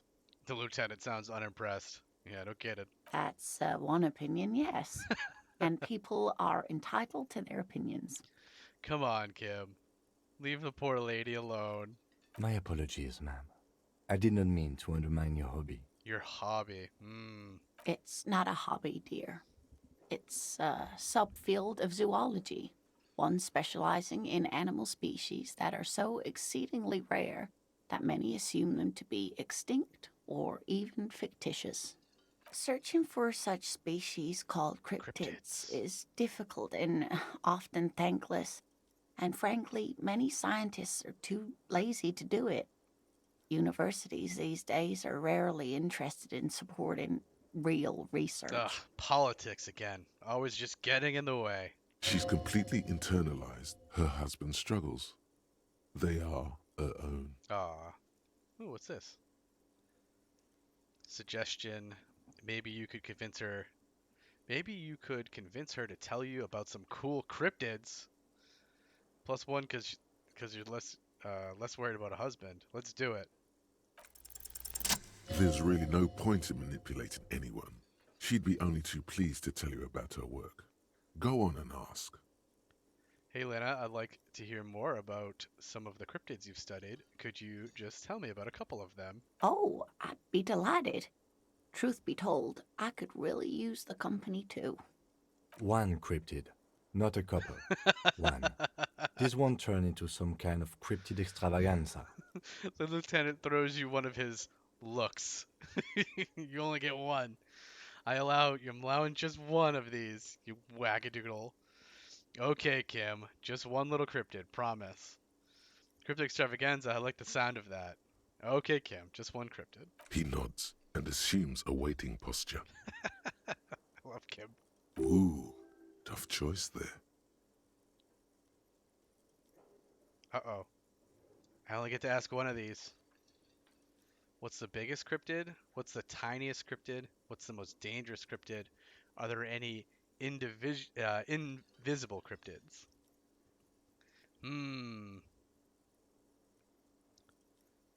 Sounds like I might only get one of these. What's the most dangerous cryptid? The gnome of Jeroma. She pauses for effect. The gnome of Jeroma, that sounds terrifying. The gnome of Jeroma, that doesn't sound too bad. That sounds terrifying. Oh, yes. None of its victims survived.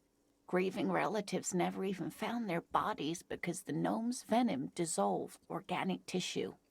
Gnomes have venom? What did this cryptid look like? It was reportedly a small creature with webbed fingers and a protruding forehead and a gangly little thing. Quite scary to look at. It sounds it. A couple of campers found it when it was already dying. They heard an odd wailing in the woods and followed the sound. They were scared and wrapped it in tarpaulin to suffocate it. Jeez. It still took the gnome of Jeroma an entire day to die. She looks at you, her voice grave suddenly.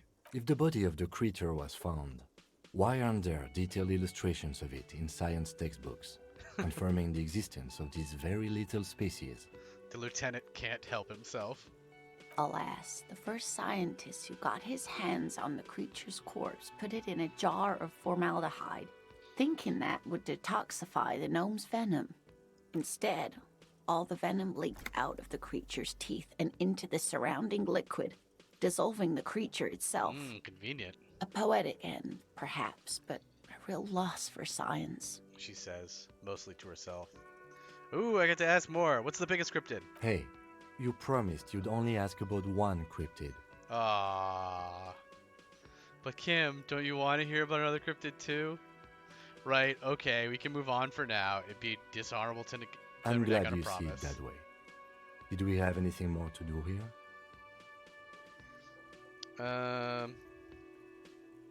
Tell me more about Moral. Looks, characters, your relationship. Oh dear, I'm not sure where to begin. What does your husband look like? Well, his expression is slightly grumpy, but his eyes are always bright and curious, like a small boy's. And his palms are quite coarse from all the field work, but he's quite gentle. Okay. The color eyes or anything? It's always a challenge to describe the person you know best in the world. Is that true? I wonder if that's true. Let's try again. If I were trying to meet him on the street, what would I look for? Oh, well, he's a bit shorter than you, but with a larger frame, and he has longish white hair, usually a bit uncombed. You might say wild, even. Sounds like he looks crazy. The lieutenant pulls out his notebook and begins jotting down the woman's description. That's how you know Kim's a good guy. Even though he thinks all of this is nonsense, and like, why are we even doing this? This has nothing to do with the body that we're trying to get down solve the murder of. He's like, oh, I have to write down these details for later, so when we can try to look for this guy to help this lady, we don't have to remember it. Even though he thinks this is all nonsense. One other thing, he'll likely have all kinds of field gear on him, even if he's not out in the reeds, you know, just in case. How long have you been married? We'll be celebrating our 16th anniversary this autumn. Not the most numerically satisfying anniversary, but I like the less obvious milestones even more somehow. Her smile is soft. How did you two meet? Via dating agency, I'm ashamed to say. I was Nothing wrong with looking that. to get back into the scene after recovering from my accident, and he'd just divorced. We hit it off, and, well, here we are. She smiles wistfully. I think I have all the information I need. Let's move on. I hope I've been useful. Tell me about this rare insect your husband is looking for. Oh, sweetie, it's fascinating. But I shouldn't bore you with entomological minutiae. She catches herself. Entomology is the study of insects, by the way. The lieutenant gives you a sideways glance. No, I want to hear about the insect. You're right, I don't have time for insect facts right now. Let's talk about something else. Of course, dear. Just for Kim. If she was here at night, I would talk to her without Kim. About bugs. Forever. You don't notice this about me, but actually I've lost all my memory of the world and myself, and I have no idea what I'm doing. I'd like to hear about more cryptids. That's it for now.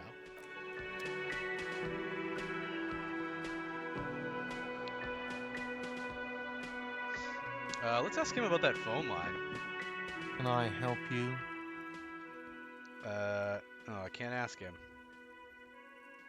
Is there another thing at the Waring? Another thing. Great. I love those. Here we go. Guard, I saw a sign that said I couldn't go into the kitchen. Why can't I go into the kitchen? What are you, a cook now? That's none of your business. Maybe I am a cook. I have a search warrant, but there may be something pertinent to the investigation in the kitchen. But I'm really hungry. Pertinent to the investigation. He wasn't pan-fried. He was lynched. What could the kitchen possibly have to do with... He changes his mind and rolls his eyes. Fine. Okay. The kitchen is closed until 1 p.m. because the cook is working.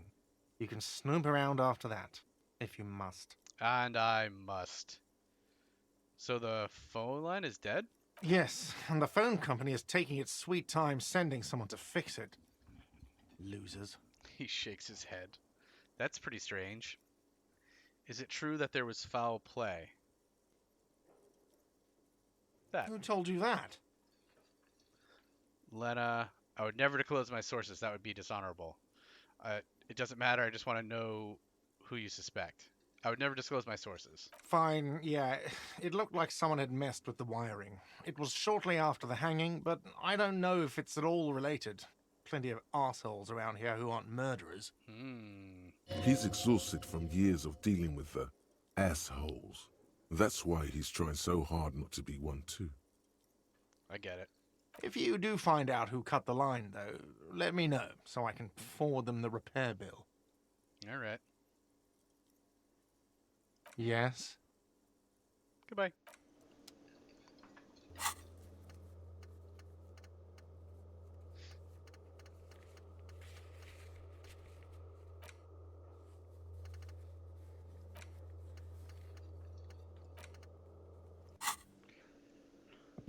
Do. Look at all of them. Oh, nope. We'll do that later.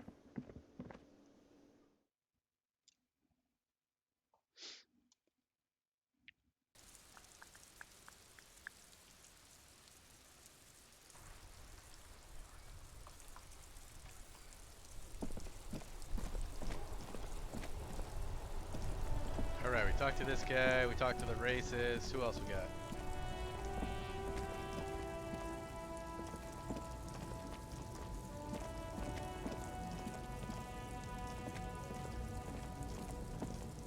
Well, there was the girl with the headphones, right?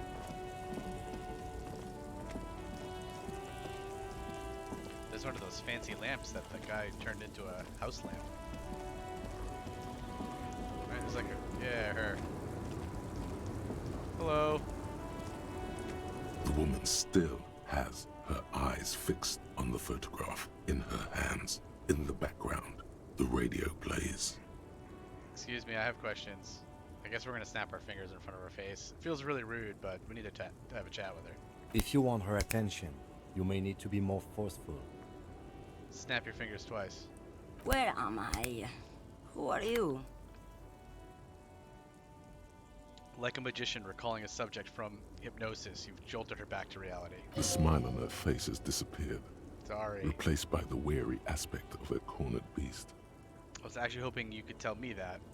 Are you alright, ma'am? You are out. Me? I am the law around here. Are you alright, ma'am? You are out. Never mind. I remember now. I'm still stuck in that traffic jam in the 50s. She adds with contempt. Wait, what's so bad about the 50s? Where else would you be then? When else would you be then? When else would you be then? Back in Mefka, during the time of the revolution. The sidewalks and cafes are filled with young people. I was on my way to see a new Boyadero picture starring Gabriel Buendero.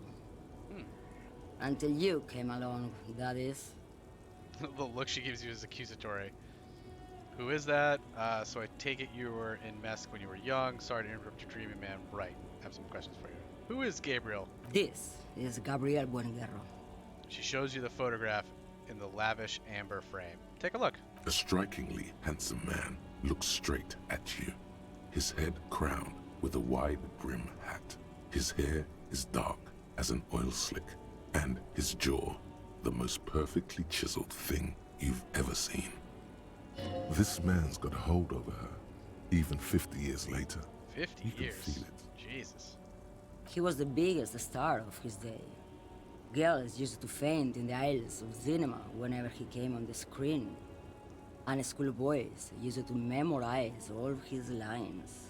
She leans back, savoring the world she's conjured up. So I take it you were in Mesk when you were young? Someone was. She nods as though her meaning were perfectly clear. Someone? Are these not your memories? They are someone's memories, boy. What difference does it make if it's me or not? She gets gruff suddenly. They're beautiful. That is all that matters. Beautiful and true. And they will win. They're coming for this, you know? All of this. She looks around. She seems to derive some bitter pleasure from this strange thought, as if the past would one day wipe the present away, like a tidal wave approaching. Sorry to interrupt your dreaming, ma'am. I wasn't dreaming. I was there, Loman. It was early spring, and the man behind the black sun had just come out. The posters were 20 meters tall. Everything was golden. Her eyes narrow, and she appears to take your measure. While you, people, were tearing each other apart over your petty little revolution, in Meth, it was a golden age. Right, so I have some questions. Why not, Harife? It's not like I have anything better to do in this hellhole. She settles back against the railing of her motor lorry. Behind her, mountains of memorabilia, photos, and knickknacks line the dashboard. There's something off about this woman. Tell her to show you the soles of her boots. Maybe she was at the hanging somehow. What are you hauling? I still don't really understand this whole... Yeah, before I came you seemed very away.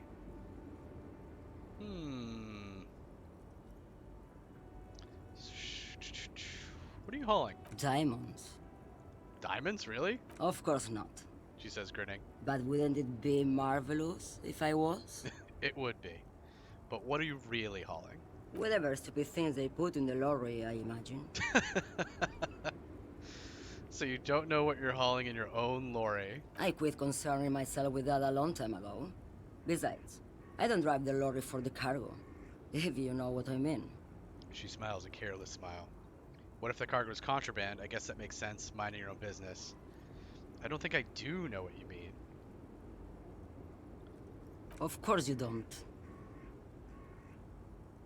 Diamonds? Of course not. Whatever stupid things they put in the lorry, I quit concerning myself with that a long time contraband? ago. Then it's contraband, Loman. What? Do you want to take an old woman in? Oh, Be man. my guest. Lock me away like Bad Hand Hermenegildo. Maybe it's her. Bad Hand, Hermenegildos' bad hand, strangled 300 people. What can I say? Some people just really like strangling people. What can I say, man? Some people just really like strangling people. I still don't really understand this whole Bordero thing. Of course not. To truly understand the Boyadero, you need to listen to On the Western Plain. Okay, what's that? Or I've already got too many records to listen to as is. Change of topic. Okay, what's that? It's an old ballad about a young girl who falls in love with a daring Boyadero. Boyadero. He promises to marry her as soon as he returns from the Western Plain. And they live happily ever after? I'm guessing that doesn't happen. Of course not. The Boyadero returns from the Western Plain a changed man. One night, as he and his beloved are out walking along the river Maigret, she pleads with him to give up his riding and settle down. So he gives up his riding and settles down, right? I think I can see where this is going. So the Boyadero strangles his beloved and throws her body in the Maigret. Then he rides off, because the Western Plain is calling to him. Sounds like you didn't have to strangle her, though. It seems a little aggressive. That's not where I thought this was going. Nod solemnly, a beautiful song, or that's a terrible song. That is not where I thought that was going. You have to understand. A true Boyadero needs a whole horizon to himself. He can't be tied down by man or woman. His beloved was selfish. She didn't know what it meant to love a Boyadero. Oh, okay, but he didn't have to kill her. What if to truly love a boyadero is to float lifeless downstream? Yeah, everybody knows you have to float lifelessly downstream to truly love a boyadero. Before I came, you seemed away. She's just a distracted old woman. We should maybe let her get back to her things. No, Kim. Yeah, I gotta love the Inland Empire, Sigma. So he doesn't think she's a smuggler. Yeah, why doesn't he think that? You hear that, Lowman? I don't think your partner likes you spending too much time with me. Wait, why is that, Lieutenant? Should you drive a lorry if you get like that? Okay, let's change the subject. Wait, why is that, Lieutenant? Nothing. I just don't think she's connected to anything. He's worried, but not for her. For you. What is it about this woman, if she's not connected to anything? Should you drive a lorry if you get like that? Oh, don't worry about me. I'm one of the best camioners around. I drive routes no one else will. What routes? The Monosov's Land, Udashnaya Zemlya, the Western Plain. She nods and closes her eyes again, letting her mind submerge. The Transcatalia Magistral. You for 1A. Adestradas du Mirador. All the good ones. The deep trenches. Where the bluebirds fly. Seems like maybe she considers herself a boyadera. Something of an expert in blacking out. You should take better care of yourself. This should be reported to the proper authorities. Cool, ride until you're dust, sister. I'm an expert at blacking out, and you should take better care of yourself. You're right, Lowman. I'm the one who should take my health more seriously. Thank you for looking out for me. She looks you over and scoffs. A correct appraisal. You're quite shabby. Quite. Some would say exceedingly shabby. Is that all you woke me up to say? No. Let me see the soles of your boots. Now what do you want with an old woman's boots, Sheriff? It's important police business, ma'am. Please help me out. It's important. Nothing, I guess. Let's talk about something else.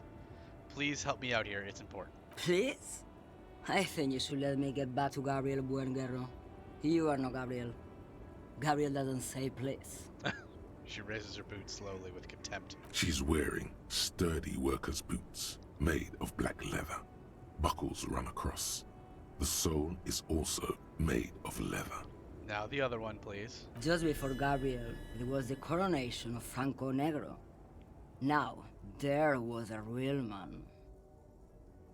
There's no aberration in the pattern that you can see. She puts her foot down. Moreover, the boots were size 37. Tiny. There are too many discrepancies in all this. Turn to Kim, she's not odd soul. These are not the boots that made the prince. Wait, what do you mean it was the coronation of whatever? It was. And then it was no more. And I was no longer holding my father's hand. He was no longer descending the stairs in Ryle. The crowd had gone silent. Perhaps it was another Herife who came and woke me up, looking at my boots, asking questions. Or perhaps it was one of the others in this carnival. I don't remember. As she says carnival, she gestures to the empty square with the statue and the machines. She's not our odd soul. I could have told you that from just looking at them. The size is 37. How do you know the shoe size so well, Kim? You weirdo? The feet of a little girl. They fit well on the pedals. She smiles. You seem like a woman who knows a thing or two about drugs. What do I need drugs for, Lowman? What I see, what I feel. The great adversary. No drugs can compare. The adversary? Yes. There is a protagonista and an adversario. I am on the side of the adversary. There's no coming back from that hole. She gestures at the intersection. It's not really what I was getting at. Where could I get my hands on an experience like that? Okay, let me ask you something else then. Where could I get my hands on an experience like that? If you don't know, She flicks her wrist in a gesture of casual dismissal. I wanted to ask if you'd be interested in smuggling some drugs. What is it exactly that you're hauling? you're man, Lowman. What of it? Did she just say she's hauling my mother? I think she just said she's hauling my mother. Okay, let me put it another way. Are you smuggling drugs through Terminal B? Maybe. Probably not. Makes no difference to me either way. Her shoulder bones crack as she shrugs. You said earlier you don't know what cargo you're hauling. Could it be drugs? How can you not know what you're hauling in your own lorry? Could it be drugs? Just this month, I made half a dozen trips from Saramiriza to Grat on the U41A. What do you think they take from Saramiriza to Grat, Lowman? I don't know, that's why I'm asking you. It's diamonds, Lowman, obviously. She grins. I didn't ask you about diamonds, did I? I don't care about that. If you had to guess, who do you think is smuggling drugs around here? Okay, if you're not involved with the drug trafficking, then why are you still waiting here? Who do you think it is? Easy. It's the skinny man who thinks he's a poet. Never trust a poet. Also, he's the only one I can see from here. She just accuses the only person she can see. She squints across the square. That's correct. There is no visibility of any of the others. I didn't ask about diamonds. I don't care about that. Diamonds are good for you, Lowman. You should try them sometime. Make yourself pretty like Eva de Zoras. Okay, if you're not involved with the drug trafficking, then why are you still waiting here? Where do you want me to go? This isn't so bad. I can listen to music, or the seagulls. Look at all the colors and the futures of this world. It's a good palate cleanser, this jamboree. Or I can just relax and let my mind carry me back where it will, to the Great Plains. To the Great Plains. I think we're done here, no? Yeah. Yes, go. Enough jamboree. I need to get back to Mesky. Her voice trails off. Kingdom of Conscience. Ooh, another thought unlocked. Look at this one. The Kingdom of Conscience will be exactly as it is now. Moralists don't really have beliefs. Sometimes they stumble on one, like on a child's toy left on the carpet. The toy must be put away immediately, and the child reprimanded. Centrism isn't change, not even incremental change. It is control over yourself and the world. Exercise it. Look up at the sky, at the dark shapes of the coalition airships hanging there. Ask yourself, is there something sinister in moralism? And then answer, no. God is in his heaven. Everything is normal on Earth. Alright. Man, this painting, though. It's like a tiger or something? A little claw? This wild person with their guts hanging out? Moralist style options heal +1 morale. The learning cap for volition went up and the learning cap for logic went up. That's not that exciting. A lot of these have been not exciting, if I'm being honest. Which is unfortunate. Because, like, they're really cool. They're just not, like, doing a lot of things that I care about. Unfortunately. I think they're supposed to be supplements. Yeah. I don't know. They're so cool that I want them to, like, also do cool things. Well, I care about, like, the story or the ideas behind it. Like, when they, like, that whole little, like, blurb that they just hit us with, I think all of that's really cool. I just wish that the solution bonus was something a little more useful, I guess. So, it's alright. It's still cool. Like, the fact that it's cool is fun as well. Like, that has its own merit.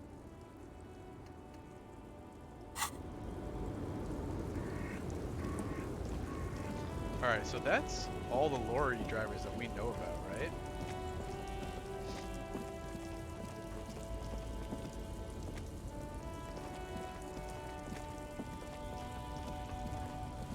Let's check this guy again now that we... A lorry stuck in the traffic jam. The windows are clear. They've been recently washed. You can see a lorry man's... The back end of the cabin has a small perch to sleep. Large ashtrays. There are several suns and wheels sewn into the curtain. Racist nationalist paraphernalia. Yeah, okay, Not unusual in this.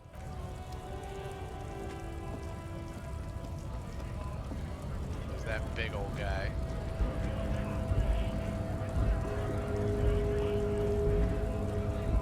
I wonder if we have any bottles to turn in.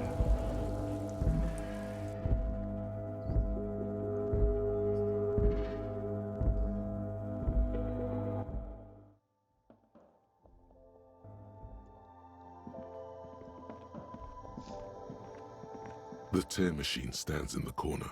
Insert your bottles. Your bottles clunk into the machine, and the money appears bottles. with a satisfying... Alright.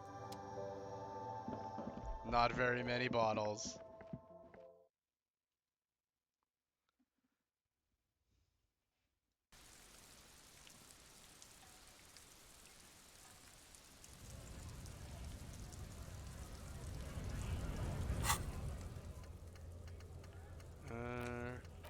Do.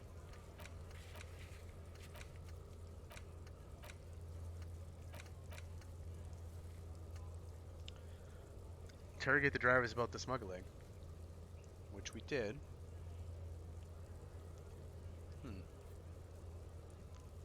Joyce said there were 3 drivers at the intersection. Talk to them. One of them must know about the drug trade.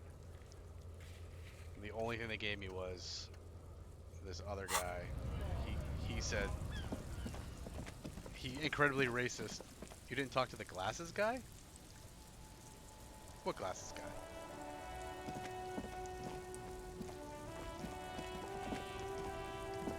Sunglasses. Oh yeah. That's what I was just getting to. The racist guy said something very racist about this guy. Basically, I think is who he was talking about. Pretty sure. You see a Samaran street vendor surrounded by a motley assemblage of goods. When he realizes you're looking at him, his face breaks into a wide, welcoming grin. The name Sileng is embroidered over his breast pocket. Happy shopping, officer! Everything's cool here. He gives you a thumbs up. What's so cool? Everything's cool. The goods are cool, the customers are cool, the place is cool. And one more thing, officer. Yes? You're very cool. Thanks, bud. Bang, bang, bang, bang! He makes both hands into finger pistols and fires a few finger bullets into the air. Really, you think I'm cool? I'm not cool. Or whether I'm cool is unimportant. I have police questions for you. Really? You think I'm cool? Oh, yes! You got style. You got personal style. Yep, this is my personal you style. know what you like. He surveys his consumerist kingdom with an air of satisfaction. You like premium menswear. Look around and browse. Everything looks cool on a guy like you. Take your time. So cool. He settles back into the pile of boxes he's sitting on. Don't be distracted by the flattery and funny man act. Questions. Yeah, now we have questions. Oof. Persuade him to give you some money. Alright. Where are you from? Me? It's a boring story, officer. Who cares about the past? I'm all business now. All revolution. But you're not a local, are you? Or better not to mention. Sounds good. Let's get back to business then. Very cool. I like your style, officer. What's your stance on drugs? Drugs? I don't go in for that, officer. Drugs ruin lives. For a moment, he's unsure how to respond. Unless you're into drugs, of course. In which case, drugs are excellent. Mwah! Tasty, tasty drugs. He kisses his fingers. Tasty, tasty drugs. I love that he's such a salesman that he's willing to take whatever stance you want as long as he can, you know, as long as he can get the sale. I'm super into drugs. I actually don't like drugs or proceed. We're looking for a lorry driver who's transporting drugs out of the harbor. He or she is in this traffic jam.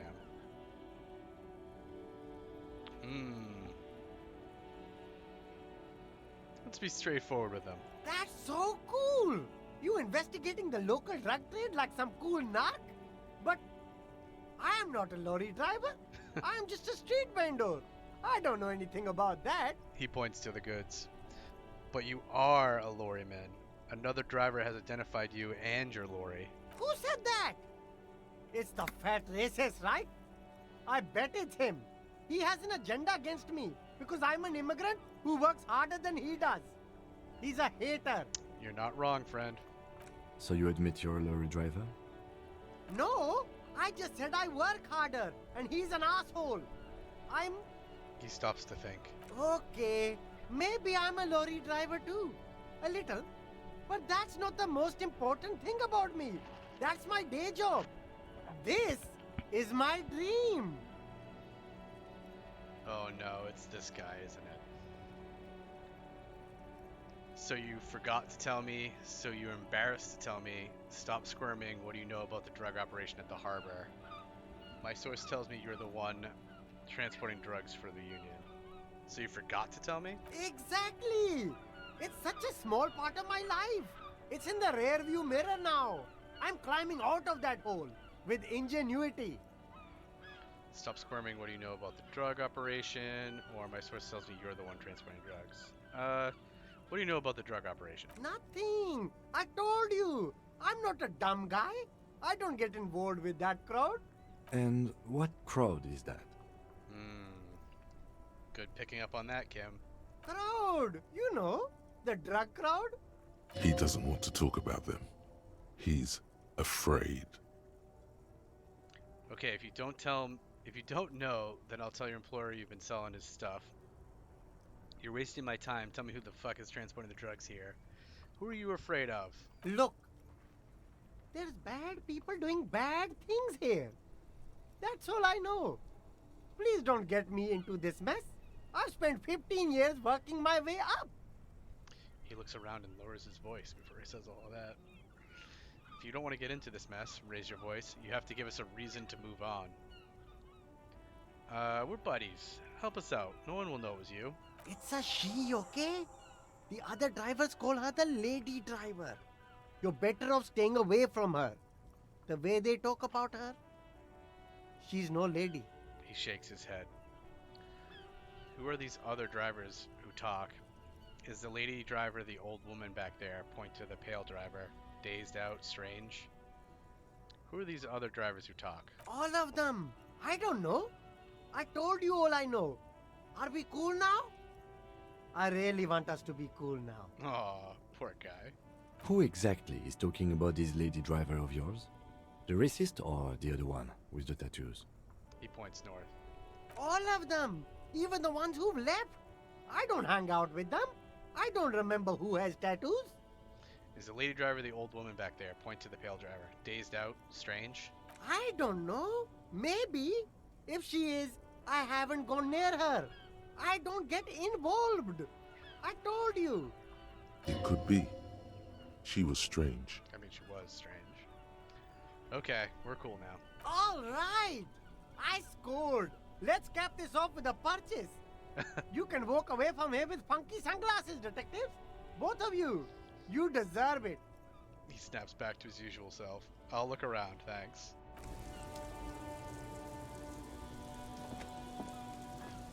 Did we ever look at this one? There are clothes inside.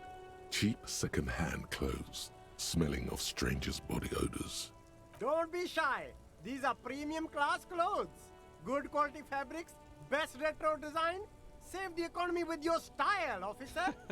Browse through the box. You find your hands deep in tattered and faded garments made from weird polyester blends that make your body itch and sweat in all the wrong places. Perfect. Economical, but also trendy. Look first-hand, buy second-hand. Keep the economy moving.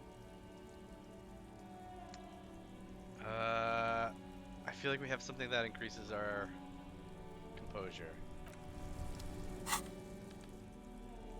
Maybe we're already wearing it.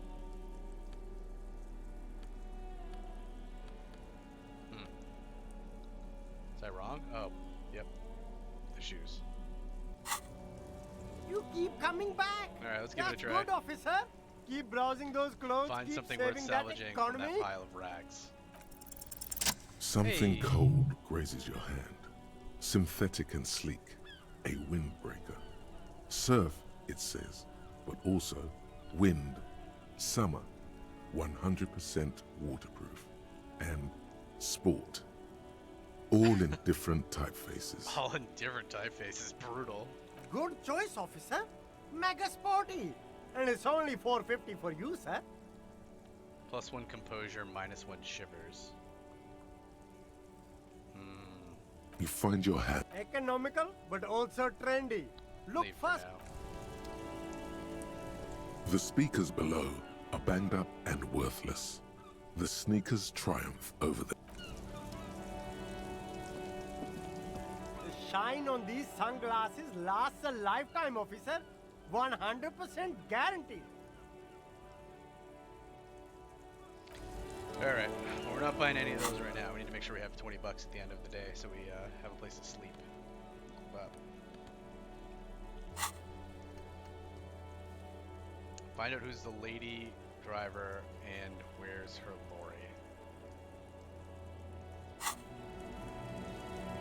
Anything to say about this, Kim? Yes? All right. Well, we're at the 4-hour mark for the stream, so this is probably a good place to call it. If you're still watching with me live, thanks for hanging out. Appreciate you spending some time with me. If you're catching this in the VODs, well, hey, thanks for taking a minute out of your day to come watch some of us play some Disco Elysium.